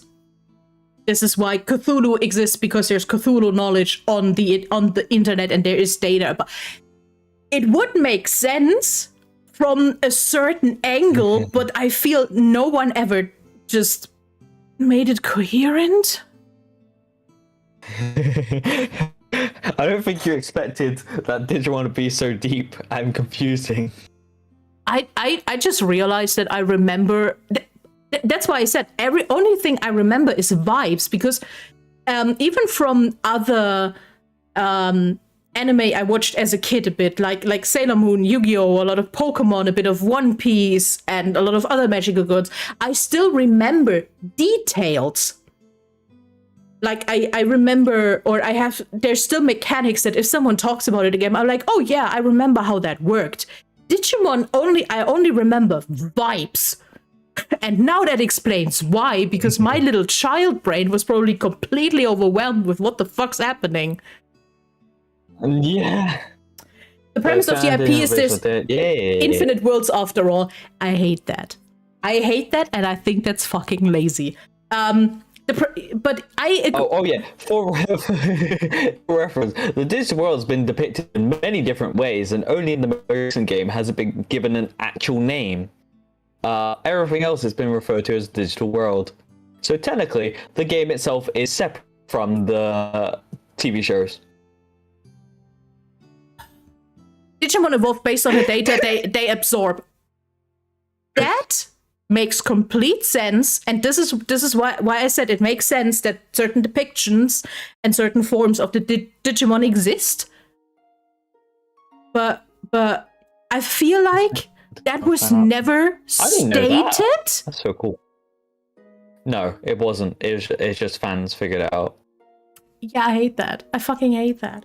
Yes, it's you know, the OG target audience was young, but can we just, that would have been just a nice explanation that could have been a 2-sentence explanation at one point in Digimon, or even, this is why I love the, oh yeah, in an isekai, the thing actually used an IRL thing because it was like in the memories of the guy. That makes sense. And it would also make sense in Digimon to just acknowledge that. Also, the Digimon could have mentioned it because they can speak, but no. Yeah. I mean, wait, maybe, I mean, the little fucking dino probably knows nothing. Let's be honest. He's Ty's partner for a reason, and it's not to be like balance out the intelligence between the two. They're both little himbos, which is funny because the dino gets a gun. Yeah. Oh yeah, the dino gets guns in both evolution lines it's in. Yeah, I think this is what this is. I like the bonus info by Russell. Thank you so much, because that helps actually my understanding. And I'm just sitting here like, why was that just? Could you just say that the problem was it was established in the Famicom games that is canon for the first 3? I will criticize Oda much less for his incoherent world building after this. I mean, in season 3 Tamers, Mons was created by the main character. Like, he literally just had a drawing of his own, like, friend Digimon without him knowing about Digimon. He just wanted a friend, and Gilmon just came to life. Straight up. Just animated to life. Yeah? I like that it makes all sense individually, and as soon as you try to connect it, it just breaks. And then within Tamers also, they introduced Renamon, which broke the internet because of furry love. That makes a lot of sense. Yeah. The quote being "Thick thighs save lives." How can one IP take itself too seriously to acknowledge shit, but not seriously enough to be that's another thing again. To be coherent? That is. I'm absolutely fascinated. I also know nothing about the people who made Digimon or who started that. I just realized I have no idea. And now I'm actually impressed how more or less obscure it is, or how on the down low it is, and still has survived. Oh yeah, Digimon is so amazing at obscure. Okay, now that's Renamon. I actually have that as a question on my list because you said you like Pokemon. Why Digimon? What about Digimon? Or was there like something specific or a specific circumstance that this is the thing that like locked into your brain like this?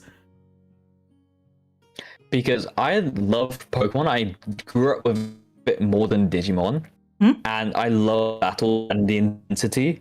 But then I realized, as I started to grow up and started to watch a bit more Digimon is more mature, and it tackles heavier themes. And I love the theme songs more, and the fact that Pokemon is about a journey to a point, about Ash getting badges, whilst Digimon is about journey of life as well as the fact of saving entire world, 2 worlds to be precise. And it's all about the pressure and being able to surpass their abilities and seeing all the different types of vast Digimon, because it feels like Pokemon is kind of one-dimensional when it comes to their designs compared to Digimon. Because they feel like, yes, they're bright because that's what attracts children and attracts attention and all that kind of stuff, but it feels a little dull compared to the types of designs that Digimon has, even for the smaller ones. It feels like rugged and rough and feels like actual animals rather than pets, which I get is the point. Yeah. That makes sense. That's like the main thing. Do you prefer like usually high stakes stories? I think it can help, but I do like seeing characters grow into their own selves, like having a purpose and then growing into the type of person they want to be. Finding themselves, going to adult, but how to make fun. Yeah, like genuinely, Digimon is about them going to adulthood, especially the Tri movies. If you ever watch a Digimon movie, watch the Tri movies, because it's about the original Digidestin growing older and being teenagers with their Digimon. And like having to defeat Digimon that are causing trouble in the human world. So they're trying to tackle their normal lives, high school, all that kind of stuff, whilst trying to stop Digimon from destroying the human world, because police can't exactly handle 70 feet tall birds and dinos. Honestly, I would quit. If I was a cop, I'd just walk home. That's fair. Yeah. I think the problem with the Pokemon franchise is Ash. Yeah. The Pokemon franchise is the one franchise where they actually can easily switch protagonists and focus like on different situations or problems that the protagonist might have in the same construct of trying to become like a Pokemon champion. I would have loved to see Ash grow up and become like a mentor figure for another protagonist ages later. Yes. There was... I don't know, is it a reboot? They made a Pokemon series a few years ago where the protagonist is actually Red and not Ash. Red? Or are you talking about Journeys? Are you talking about the movie? I don't remember. I just remember like a very cool scene where protagonist runs into rocks. Brock, right? Brock is the English names. Is the English name of the first. In the arena, and Brock asks him, "Hey, how many badges do you actually have?" None, and then just takes 2 balls, and I'm like, oh, so we actually imply that there's like a power system and that you can do that in different orders, and this makes much... The Pokemon franchise makes a lot of sense, and yet it has a much younger target audience, but it didn't evolve, and I agree with that. So yeah, that's Pokemon Generations. It's a movie in the perspective of Red. Yeah. So it's basically the battle between Red and Blue trying to become the champion. Yeah. And blue is essentially Gary. Yeah, Blue's yeah. Gary essentially. So it's about. I'm also gonna take a quick bathroom break, so catch up with chat. Yes, you should do it. Desensitized character's death cry. What? I either I haven't watched it completely, but yeah, I think this is. I'm not, like I said, I'm not a big Pokemon fan because I also don't get the hype with every new generation when there's not enough. They add things and it doesn't make it better, in my opinion. Play Pokemon if you want. And I feel like Digimon is way too complicated and has way too much going on, where Pokemon has not enough going on. And I think I need a new IP that's in the middle. Because also, okay, I will wait for that until Light is back. But you don't have to be a Pokemon X. I played a lot of Pokemon, like first to third generation. I played a lot. I just fell off. I just fell off it, and then I still learn very involuntarily all the new shit that's coming up with it. Nintendo has a strict code that they need to add new things to every release. Nintendo doesn't need to release a new Pokemon game every 2 years. I think that's honestly my first thing. I don't think we need more Pokemon. Arceus was the first one in years where I thought, oh cool, this is new. This is a new angle. We have, yay, time travel. Yes, but like, okay, true, Pokemon exists side by side. How did that work? How do other shit work? But Pokemon lives off pure nostalgia. That's my take by now. And I don't think it gets better when you add 1 million new Pokemons every damn generation, with the designs not getting that better. Difficult. I just said Digimon is too complicated. Pokemon is not complicated enough. I need an IP in the middle. Yeah. I need something in the middle. But yeah, because I wanted to start talking about that, but then I didn't. Since you said they in Digimon they were destined to save the world, what are we thinking about the chosen one trope? I think it's overdone. Yeah. I think it's cool. It can be very useful and can be engaging, but I don't think every single main character has to be the chosen one. Like, I am writing my own project. And there is chosen one themes, but I won't confirm or deny if it's chosen one. But there's also, I have hinted to themes of the fact that it could be a false prophecy, false chosen one. Mm-hmm. There is also that, because it doesn't always have to be the chosen one. It could be the fact that someone is strong. Someone could be, whose genes could be lucky, but they might not be the person destined to save the world. Like, yeah, I think it can be good, but it's overdone. Also misinterpreted prophecy suite. Yeah. It comes down to interpretation and all that kind of stuff. It's overdone. Like, yeah, not everyone has to be a chosen one.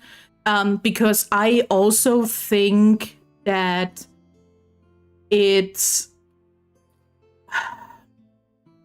I actually have to look up when the chosen one as it we know it now became a thing. Because mythology-wise, people who were given prophecies had an absolute hunch to just ignore it and do the opposite thing, and then still come out at the other end. You know, your every Greek tragedy out there is, hey, by the way, that will happen, and they weren't like, how about I will try to not do it, and then it still happens. My problem with this, because you said you like Digimon as in the protagonist like growing into that and into their responsibility. And I'm like, this is also, I think, a problem with how young they are.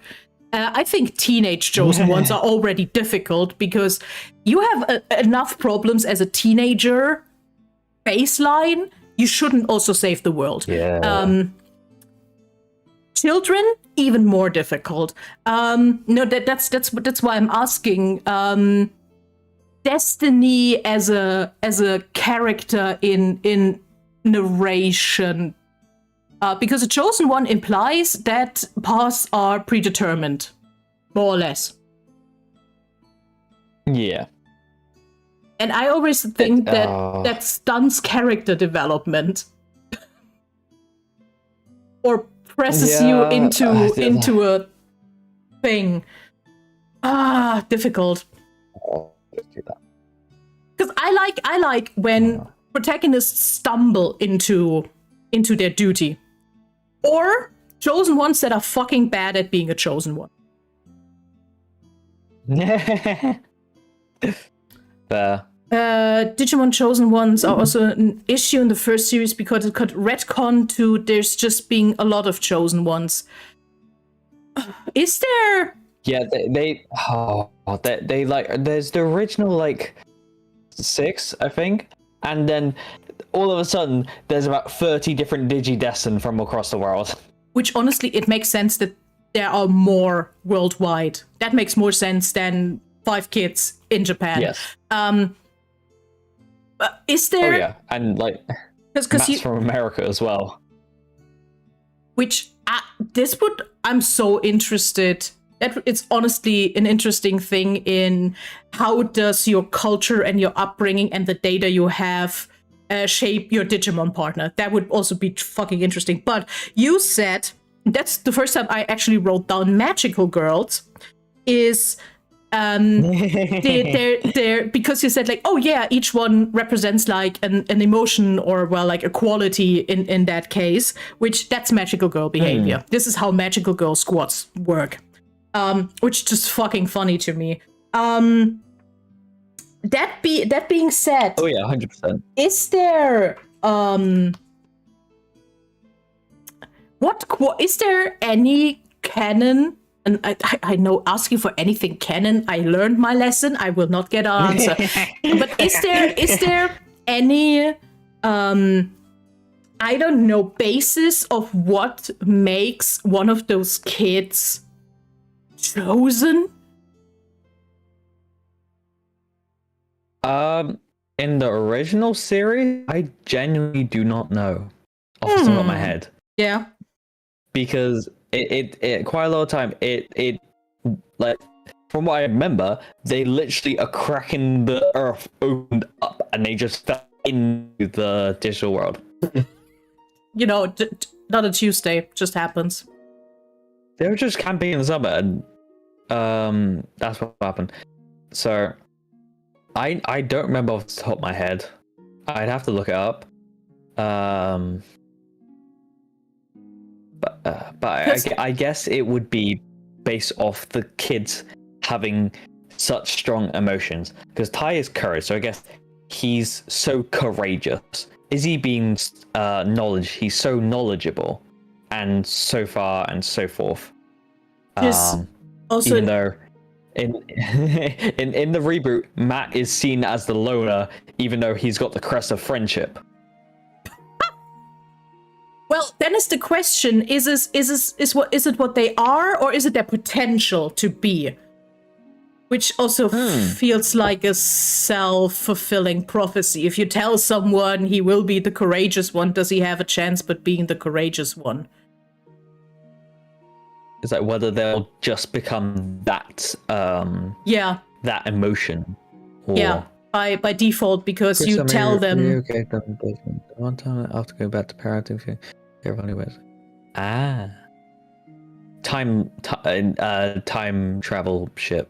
Yeah, what?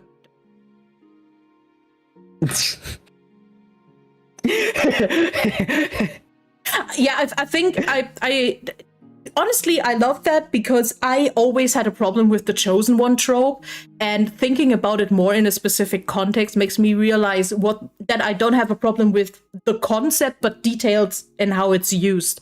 The execution of it. It's children chosen ones. And there's a difference between chosen one at birth is one thing.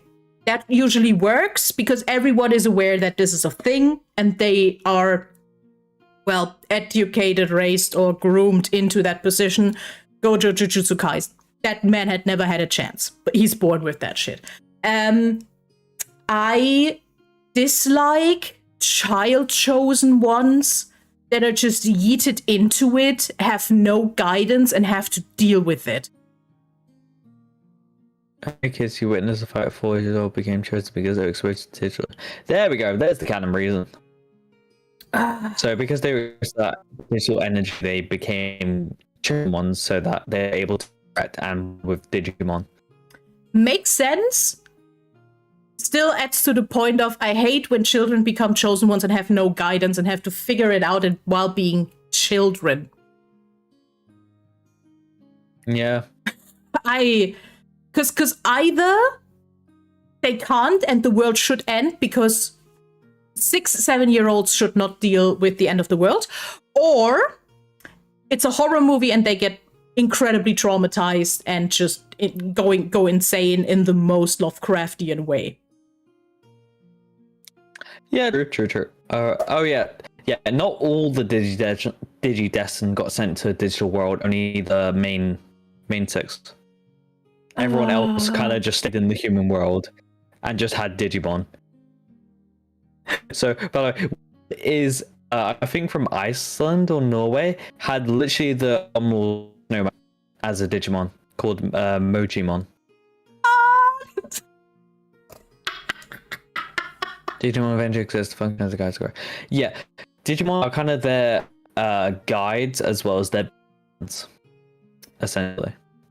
Which would also be cooler if some of the Digimon are just as immature as their kid partners, which also kind of makes sense, but the fucking Dino's not a good guide. I'm fucking sorry. Poor Agumon. Hey, Agumon tried. Little guy tried his fucking best, and that is cool and all, but also he's trying his best. I think that's also the thing with that they all get like the baby version of their partners, which also makes sense. This is how they have to grow. But it also would be weird if you had like a full fucking adult Digimon be like, "Hey kid, you gotta save the world. Here's the manual." I think you can't save that. It's weird in all directions. So like technically, the main characters all start with these, but the other Digidestins started some with champion level. So they started with a stage up than everyone else. Some of them. That must be so weird. So, if I can find it. Tied insecurity confidence, so a himbo partner worked. Yeah. But Jesus, is that unbalanced? I think this is one of my favorite Chosen One stories is the Shadow and Bone stories, which also got a Netflix adaptation that isn't good, yada yada. Yes. But I have my problems with that adaptation for a lot of reasons. But Alina learns that she is like that special girl, that 1 in a million skill set, comes from like orphan background, has a cartographer job, and she just did her job and to get through, and then suddenly she's the chosen one and she's fucking bad at it, and she's not good at training, and she's fighting with people all the damn time because it's a lot of pressure suddenly for someone who has no idea what's going on. Like, she gets groomed by the villain so easily. because she has no idea. And I love that. People hated her because she was so whiny. And I'm like, Jesus Christ, you be a 16-year-old girl that suddenly has to be the messiah of your world. You would be whiny too, shut up. Yeah. Makes sense. I think that is my problem with a lot of chosen one stories. Is I think because it usually forces the kid to mature very, very fast without any basis. Oh yeah. And they are way too adjusted at the end of their story. They should have a lot of trauma. They should be horrible people. They should not be able to live a normal life. Somehow that works. And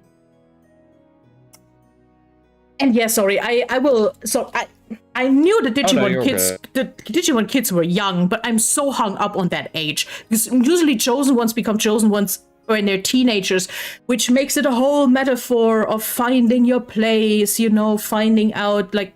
Getting in touch with your yes, yeah, yada yada. 10-year-old? 10-year-old? I don't. What the fuck is that? Huh? Two Digidestined from Russia. Okay, let me. Champion level Digimon right there. That is why I. Oh god, that's a big picture. Let me. Still too big. No, huh? What? There it is. Yeah. Mr. Snowman. Da da da da. But that makes so honestly considering Digimon is also formed by the kid. That makes sense. A snowman makes so much sense. Living in Russia, yeah. So I found a list of the different places that there were Digidestined. So America, India, Australia, France, China, Japan, Mexico, Russia, and Vietnam. That is an interesting list. What I'm more concerned of is that the boy from Vietnam had Gorillamon. Why would they give him Gorillamon? Why? Huh? Yeah, what? Damn it. Okay. Do you want to see what Gorillamon is? Bit scared, but sure. What's your assumption of Gorillamon? Okay, either it is literally just a gorilla, just like a big weird gorilla,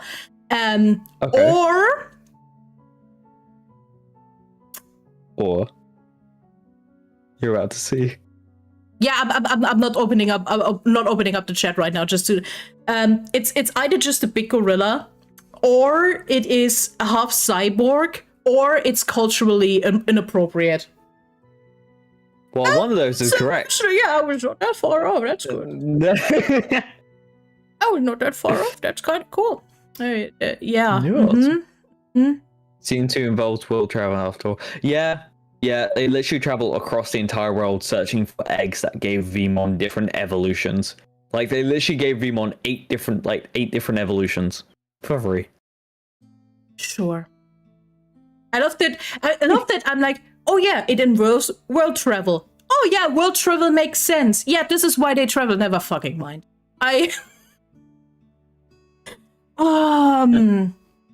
I'm oddly fast. By the way, every time it goes like, oh, there's everywhere in the world, I love how absolutely nonsensical the distribution is. Like, Russia is fucking big. Like, really fucking big. And the next person is in France for some fucking reason. Russia has 4 Digidestined. Vietnam has 1. India has 1. America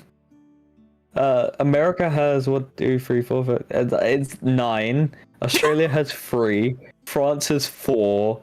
Mexico has 2. China has 2. Japan has 1, 2, 3, 4, 5, 6, 7, 8, 9, 10. Yeah. So Japan and America, if you couldn't guess, of which the Americans have about 4 or 5 of them have champion level Digimon, whereas everyone else has rookie level.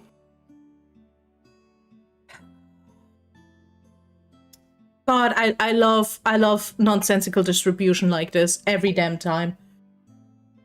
They just said, you know what? You're gonna get a beefy mon. Enjoy it. I mean, also that's the other thing. Do they usually live in the same area? Do they all know of each other? Because that makes it even worse. Oh, the majority of them have never seen each other before. Okay, cool. That at least makes that is something. Because it would be even funnier if, like, oh yeah, you have 9 people, they all live in LA, the rest of the country, yeah, get fucked. Ty and them know each other for the most part because Ty and his sister got taken in. Mm-hmm. TK and Kari know each other. But in the season, thousands of kids globally yeah. So Izzy creates a global network for every Digidestin to talk to each other. Sure. Izzy, no offense, kid, but you could have done so much more globally valuable shit with your time and resources than this. Just saying. You could have also, in your time, just, I don't know, distributed wealth from billionaires to the poor. You could have done that in 2 clicks, but you didn't, Izzy. It's also this also all makes so much more sense considering they have no idea they not live close to each other because they were all thrown in the digital world. That makes so much more sense than the Digimon also hang around in the real world. He did a MySpace for Digicho. They have a support group. They meet once a month. Oh God.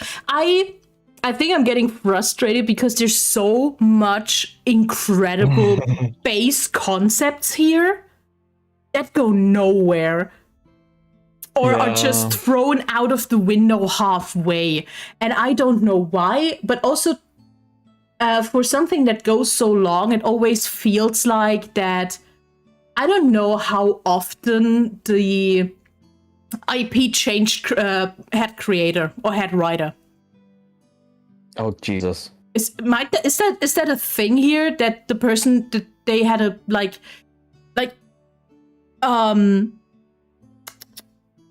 One Piece has its problems, but it's at least the problems of one guy's brain mostly. Digimon feels like it's too many people building up on that. I mean, apparently the head of Digimon changed after season 1, after like the first adventure series. So, like the first 2 seasons, they had the first 2 seasons, and then with Digimon Adventure 2 it changed because of the fact Davis, one of the main characters, is another version of Tai. The rambunctious, loud leader main character that just looked different. Having a change of the fundamental world building season is apparently a change. Every series has different writers to the worlds. Yeah, different writers. Distinct is probably the most diplomatic word I have for this. That is apparently there's a interesting and weird. Digimon Multiverse and Timelines, an 11-hour in-depth analysis. Incredible. Of course, there's a YouTube essay to that. Honestly, send me that. Send me that. I'm cute. Honestly, I'm cute. I will have to I will have to do a lot of like chores over the weekend. I think that will be my background noise. Is 11 hours of Digimon lore. It's 11 hours. That's amazing. There are fundamentals, but the stories are wildly different. Yes, but I also think the fundamentals are fucking wonky. It was released a year ago, so it's actually pretty recent. Uh-huh. I will send it over to you. Like Yggdrasil exists and works.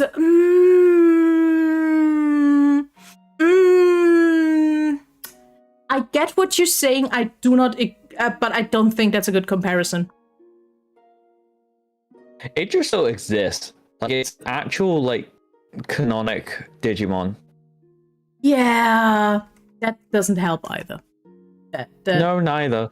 Yeah, I just want to point it out. I'm sorry. I looked up the server tree. That's funny. That's genuine. Hey, at least it's still kind of a tree. Okay, cool. You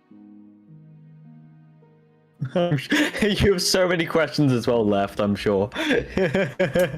I don't. The thing is, they're not getting less. That is, I think, my big problem here. I stumble over more shit that confuses me. You're getting more questions than answers. But since you let me no. Also some yeah. But just is also some of my questions are also just like irrelevant by now. But here talking about the big ass knights. First off, I looked at the name list and I had to laugh so much. The Royal Knights are kind of funny named. But since you said you would also oh god. Now you want to laugh more. There's a faction that opposes them. That's called the 7 Great Demon Lords. 7. Oh, that's an interesting number. That wherever could that come from?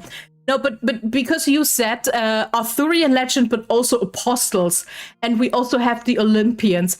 How much religion references do we have? Jesusmon? Do we have Jesus? I want Jesusmon. The 7 Great Demon Lords are the 7 deadly sins. Yeah. I mean, that was what else? what fucking else? 7 big demons. Oh my god! What? Yeah, but that is. I also love that the 7 deadly sins are so intrinsically in our pop culture, while being such a niche Christian thing. I love them. Chessmon is debated to be. No, I was joking. Of course it is. I was joking. No, of course there's a. Why does he? I'm sorry. He has two. Why does he have a French named and a German named attack? What is going on here? I'll send you what Creepymon looks like, and yes, it's called Creepymon, and it's one of the 7 Great Demon Lords. I don't know how that was accepted as a Digimon, but you know. I like the big ass pentagram, the upside down pentagram on the arm. That is insane. I thought Imperial would be more like Jesus. It's literally called it's got an alternate mode called Merciful Mode. Holy shit. Also, Marsh, thank you for the resub. Subscribe for 16 months now. Jesus fucking Christ. But Systemon. Oh, right, yeah. It's got Systemon as its pair of it basically has nuns that assist it. That's called Systemon. They're like Systemon blank. They're like literally that is in their name. That's all it's just for the movie. Makes sense. Yep. Systemon Blanc, for example. Oh my and god. you can guess. Yeah. I see them. That's System a on Blast, nun. System on CL. That's a nun Halloween costume. With the short dress and the knee high, thigh high boots. Okay. This would all make so much more sense if Digimon seemingly said, hey, by the way, they look like this because there's some data in the internet out there, and that's like the form they took. Because I understand why there's a depiction like this as data for nuns, and that they look like real nuns, but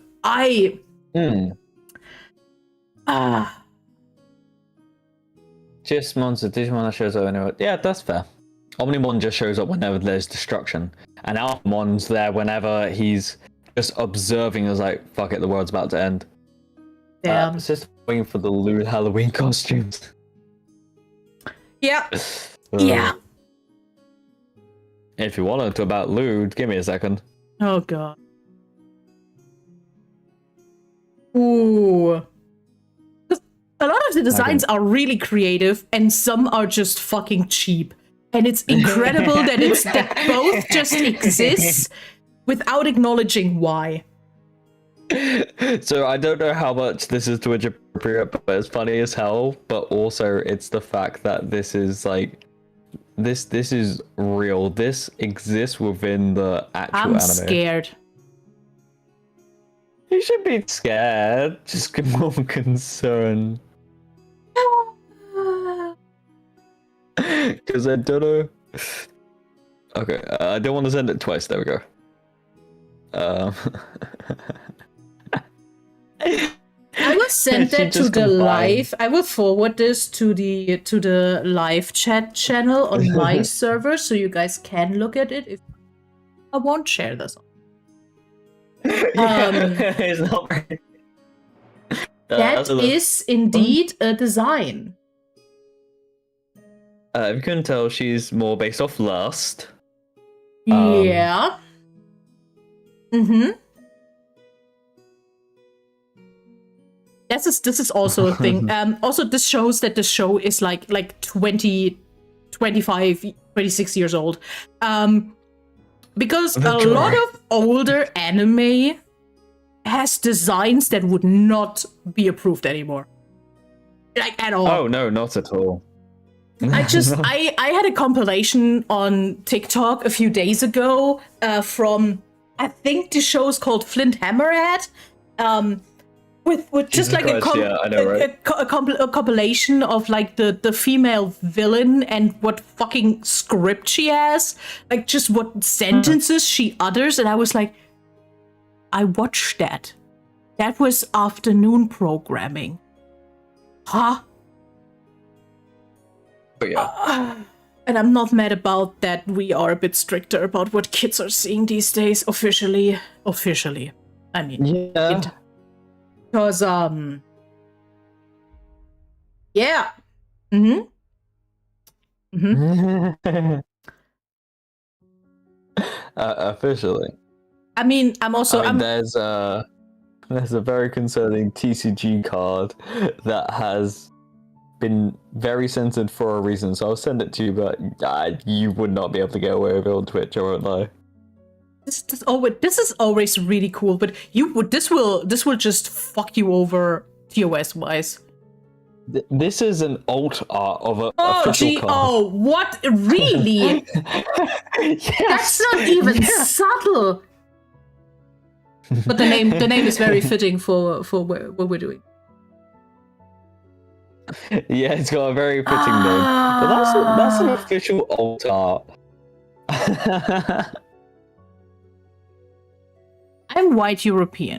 I'm not starting to go on a tangent about Japanese culture in that aspect, but I have, because I know there's shit has always a lot of layers, but are we fucking for real? I think this is the thing. If Digimon had like 16, 17-year-old and older protagonists, this would also be a different story. The combination is Yeah. Yeah. I don't know how that was allowed, I'll be honest. It's concerning. And yes. There is an isekai. I'll look up the exact name. Because I can't remember off the top of my head. Yes, Mushoku Tensei. And anyone that Mushoku Tensei Jobless Reincarnation. Anyone that knows the anime will know what I'm about to bring up. But he is a virgin, single, overweight 30-year-old who passed away and was reborn into a child's body. Which was breastfed and was very much into his own mother. And so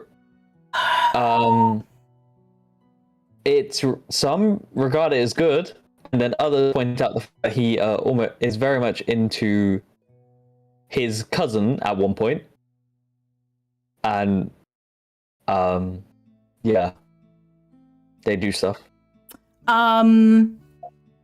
If it helps, the episode that his father is on Father's Day. They've released it on Father's Day.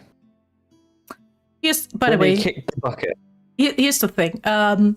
Some people will talk about separating the art from the artist. By the way, guys, did you know that separating the art from the artist is an analytic device for like literature perspectives or media analysis, and not a thing we should do on the daily? Because this is a point. The thing is, this would be different if shit like this was released as not as explicitly not safe for work, like art, whatever show, and has like, because honestly, you can write art, whatever. Yeah, that's your private choice. The fact that this is a thing that's available to a like broad public, this is the point where we should incredibly judge the artist. Because what the fuck is on? Why is that a thing? Know. Why is that published? I'm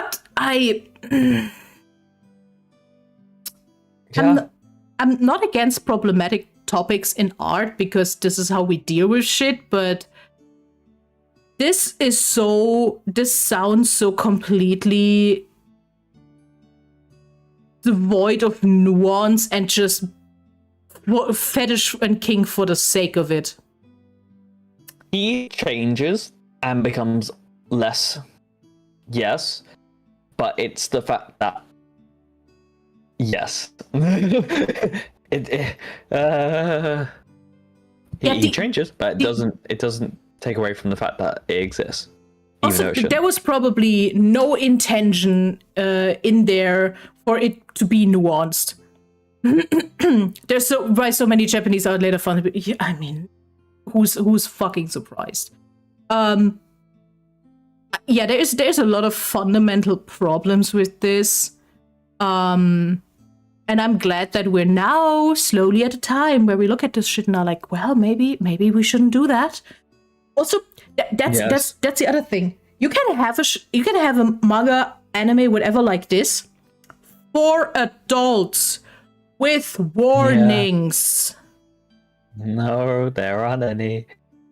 Goblin Slayer did warnings. Goblin Slayer did warnings because it has themes of goblins doing stuff to women. Yeah. And so Goblin Slayer very much them and burns them and wants revenge because that kind of stuff happened to his village. Yeah. And so he's basically become the Batman for goblins. Which makes sense and is like, that a consequence.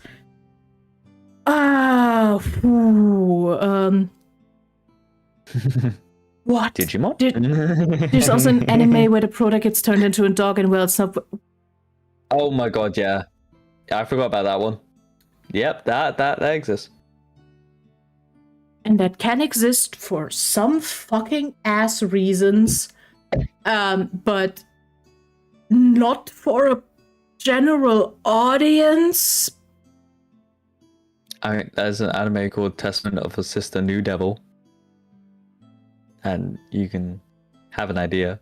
Yeah. Stepsister stuff, unfortunately. This is also probably why I walked away from anime, because I watched a lot of anime in the early 2000s, and we do not have to talk about how weird that shit was. Like, even the basic ass ones. Sorry, the more I think about it, the more Jiraiya's existence in Naruto is also one of the things where I'm like, what is happening here? Oh yeah. And that was a side note, but I'm also still, sure, that happened. And I think that's the problem. This is sort of normalized in anime, that you have something, you're like, oh, that looks cool, that sounds cool, and then you just get hit with something without warning. Like Meliodas from Daily Sins. Yes. My problem was more, is the other guy's name Bran? Who's this? The Seven Deadly Sins, Bran. Yeah, right, that one. Is love interest looking like she looks? Yeah. It was unnecessary too. The one with exactly that. Yeah. Those are things where I'm like, that was a choice that was made, and I hate that you are like, oh, this sounds like a cool concept. Never fucking mind, I'm leaving. I get the fountain of youth, but there's a level. There is a difference between young and a child. Yeah. And it should be a big one. You also can look petite and not look like a child. Yeah. Ooh. They seem to cross that line. Yes. And I think that's my whole problem with a lot of anime. But hey, it's nice to realize again that it is an anime problem and not even a modern anime problem. So yeah, guys, on my Discord, please recommend me good anime, because I like animation. I think we should do a lot more animation and a lot less live action, because fuck it doesn't work most times. Oh yeah, I'd never want a live action. I'd want a TV series for my own projects. I'd never want a live action, because it never will be good enough. I mean, offense. No, that makes complete sense. Especially as soon as it's fantasy, it just makes more sense. Why would you want realism in fantasy? That's why I love that Critical Role, for example, decided to make animated series out of their campaigns. That just makes sense. You have so much more options with that, and you can do what you want, and you don't have... It's also cheaper in the long run to not pay for the effects. Especially if you want good-looking effects. Violet Evergarden fucking broke me. Holy shit, that was heavy. I knew that was one of those where I'm like, okay, it makes it very clear that this is not a nice story, so we're fine. Yeah, that one was intense. And this is the other thing. We all know, as people who watched anime, that animation does not mean for kids. Oh god. Because there is animation for kids and there is animation for adults. Very, very much so. Can we have stuff for kids be for kids and stuff for adults actually be for adults? That would be cool.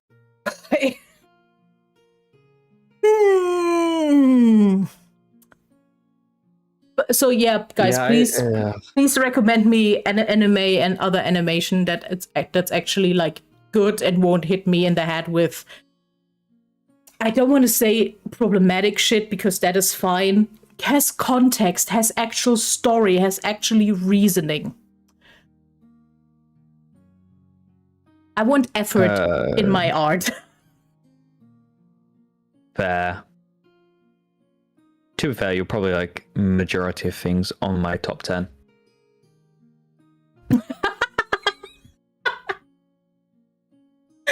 That being said, I actually am a huge fan of the bullshit sometimes that is My Hero Academia, for example. This is my one thing where I'm no, but I love this. I love this a lot.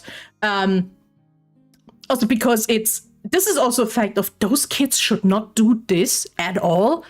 But at least the kids get drama from it. At least it shows that it's bullshit. Yeah.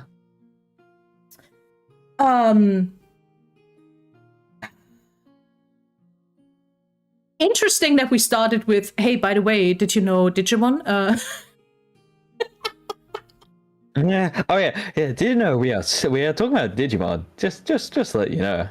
Yeah. Did you know that this was actually the topic? Okay, but also because we're almost 3 hours at it. Let's actually end it with like a lighter aspect and a very cliche question I wanted to ask at the very beginning. What's your actual favorite Digimon? Or which one would you have to like to have as your partner? Okay, so favorite Digimon is Magnamon. For my partner, I would want either Vmon or Gilmon. Vmon because he's awesome. He's like the reckless kind of just like I want to have fun, be with friends, and then Gilmon to like the kind of softer and more caring. Just like he's like a dino. He's just he's a cute guy. I'll send you a picture of both. Because Magnamon is the evolution of Vmon, and Magnamon is just badass. Actually prefer Vigilantes. Same. My Hero Academia Vigilantes is incredible, and it works very. But yeah, it needs My Hero Academia to have an impact. But yeah, I love Vigilantes, and I still have to watch the anime version of it because I was like, I need to finish season 1.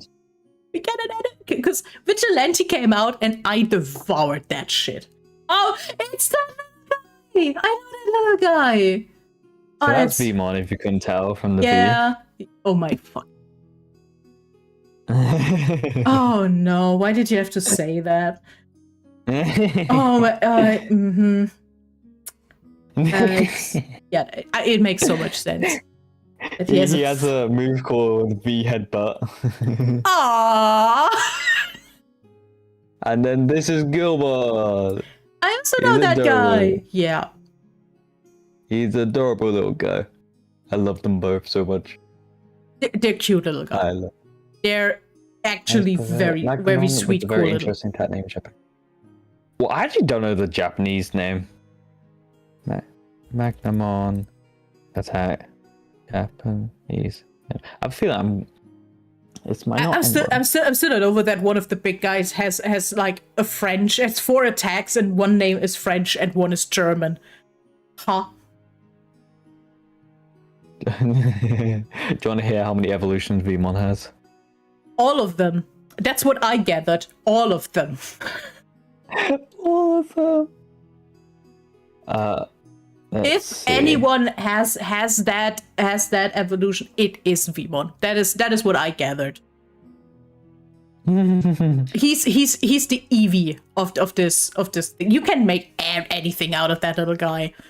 Oh yeah, 100%. So Vmon has 1, 2, 3, 4, 5, 6, 7, 8, 9, 10, 11, 12, 13, 14. Yeah. Well, 13. There's 13 different evolutions. Sure. Mm-hmm. And 8 of them are by interacting it with an egg. So essentially a water stone, for example. That is. Not all of them are shown in the anime, don't worry. Hey, wow, that's something. About 4 of them are. They all look like him, yeah. Yes, X. Oh my god, I saw the X antibody evolution. I was hyped. Oh my god. Not just telling you. Interesting. Basically, for the new game, Digimon new game, there's 4 new DLCs. The first DLC was I'll just bring up now. The first DLC was different forms of Wargreymon and Metal Garurumon, which are the main character type final evolutions. So it was there's 3 actually. So you get Blitzgreymon, which is the alternative form of Wargreymon. You get Kresgarurumon, which is the ultimate form of Metal Greymon. And then those 2 combine to Omnimon Ultra S or Omnimon Swartz Defeat. And yes, those are 2 different Digimon, both different forms of Omnimon. This starts to sound like an artist saving files. And then there's, in the other DLC, Omnimon Merciful Mode. And then in the new one, there's Omnimon X Antibody, where there's Chessmon X Antibody, there's Magnamon X Antibody, and Gallantmon X Antibody. Yeah.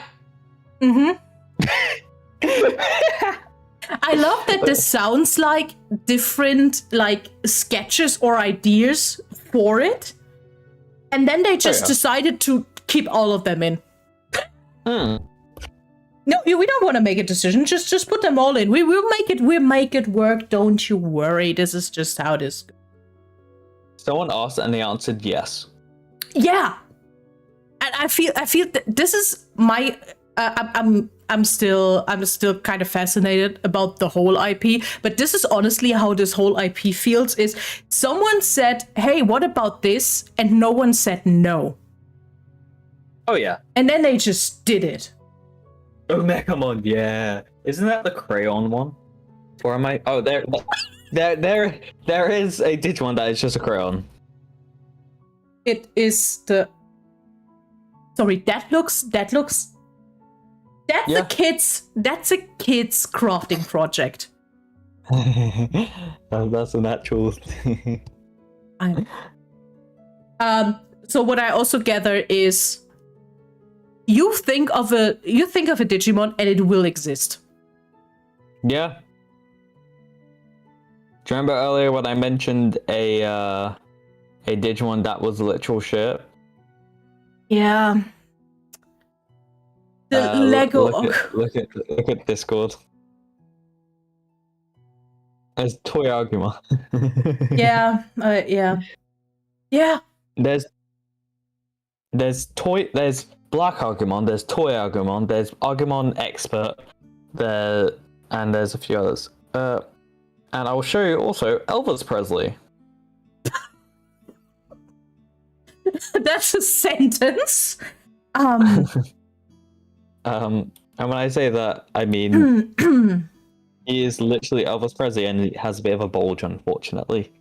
Yeah, of course it does, because that was incredibly necessary to. If you want to see something even creepier, I'll send it to you in a second. I'm sorry, the human nail form fucks me up. I don't know how this exists. What? That's a cosplay. That's a bad cosplay. Because doesn't the cute cat look the same? Yes, it is a version of the cute cat. But... I'm so concerned. That is genuinely upsetting. All of this. It has a bolt. This is like some 40-year-old weep creep at a convention. Yep. It wears other costume. It's honestly, with all this bullshit, I still don't hate Digimon, which honestly, that is impressive by now. This didn't completely fuck over my perception of what I watched as a kid. I'm glad. So that's but I understand the fascination. Oh yeah, this is why I love it. There's so much to it, and it never ends. There's so many questions. The questions never end. Yeah, definitely. Ooh, there was a lot, guys. This is literally, especially since I got like a lot of followers. Yeah, this is your average Hydrafixation episode where we start somewhere and then we just walk in the other direction sometimes. Oh yeah, 100%. But that was fun. I learned things. I will now take to bed with me. This is the biggest problem. I will now lay in bed and think about what the fuck happened. I will probably look up more weird Digimon and like curse myself with the knowledge of it.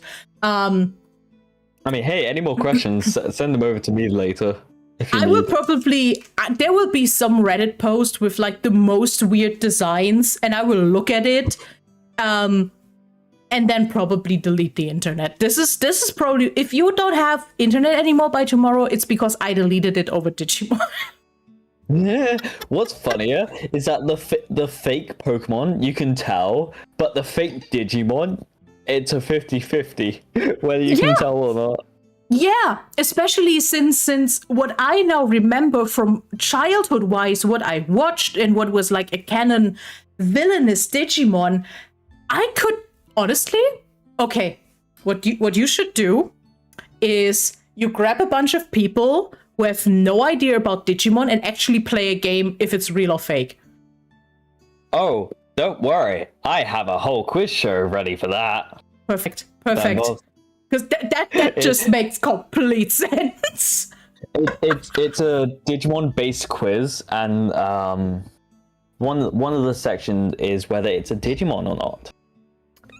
That's funny. I need to watch that. When that happens, it's like, one section is puberty, one's royalty and demon lords. One says this is a kid show ? One says who's that Digimon, and the last one is fakey Mons ! So I will involve you whenever I get around to doing that. I want to watch that. I will so need some popcorn for that. Because also this feels like something where the audience should also have a vote on it beforehand, just to be like, is this real? Especially on, because for Pokemon you have actual limitations of it needs to be a functional animal. This is data. Who the fuck cares? This doesn't have to be work at all. Well, some of the questions are, which Digimon can evolve into this? And it's like, it has the same symbol as the evolution. And then another one is, which of these 4 Digimon can't evolve into this? And it's literal Satan, and the rest of the options are angels, and the one demon-looking one can't evolve into it. Of course. So it's going to be interesting. That's incredible. But this would usually be the part where I would ask you, hey, do you want to plug anything? Do you want to advertise anything? But you already told me that you're going on a little hiatus, so... Yes. Follow me if you wish, but I am going on a little hiatus. I am feeling a little drained. I had a lot of fun doing this, but I felt been feeling a little drained lately. Yeah, but honestly, also, yes, follow, because you don't want to miss that game show. You will forget about this episode and ages later be like, hey, Digimon Game Show, and be like, oh, wait, no, that was, oh god, what is happening? So you should follow Light, definitely. Also, yes, sometimes a hiatus is the absolute correct thing, because you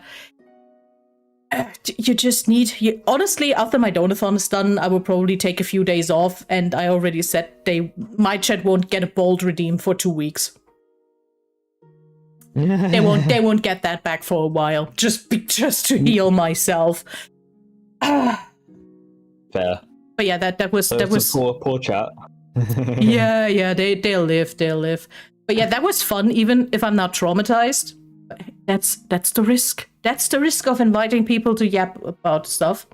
That being said, I would give you the choice of who we're raiding into. If you have anyone where you're like, I should, if I don't know them yet, I should get to know them or watch them. I don't know if you know her, but someone who I've collabed with and I'm starting to become friends with, Petra Cake. Yeah, follow it. Plays Helldivers right now, right? Yeah. No, I only know her name from the collab server, if I'm honest. I also follow her, but I didn't get around to actually watch her. I've done Repo and Peak with her. Oh, and good. A few others. Good choices. Yes.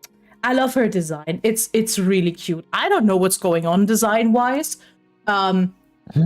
She's apparently a peach dragon. But they're bunny ears. But it looks like long bunny ears. So you say bunny ears, but people also mention how her horns look like croissants. I mean, that is just correct. That is correct. It literally looks like a peach bunny with croissants. I'm so sorry. It's still a very cute design, but I would say we raid over to her. That sounds like a good idea. Yeah. So correct. I might be live tomorrow, maybe, because I actually have a lot of chores to do. I said I will play World of Warcraft. Maybe.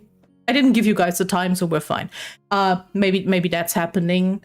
Other than that, thank you for being here. Thank you for yapping for 3 hours. No problem. I did not expect that we'd get to 3 hours with that. But this is the joy of yapping. Hell yeah. I will start my raid, which wish them a happy snack raid. Yes. I will see you next time. Follow Light. Because if you don't follow my guests, what the fuck's wrong? This is what I have people here for. Is this where I be mean? Where I mentioned when you followed me. I genuinely have no idea how I didn't see that. This is literally a case of I assumed I'm following you for weeks now because it just made sense. I had known Vox for about 3 or 4 months and I hadn't followed him. So I get it. This is the problem when you have people around like a lot or see them like in other context or on social media where they're in your timeline all the time, but you just don't follow them. Just like, I'm in call with him half the time. I didn't actually follow him. Yeah. But before the raid gets out, I will yeet you guys to the end screen. See you next time. All right. See you people. Bye.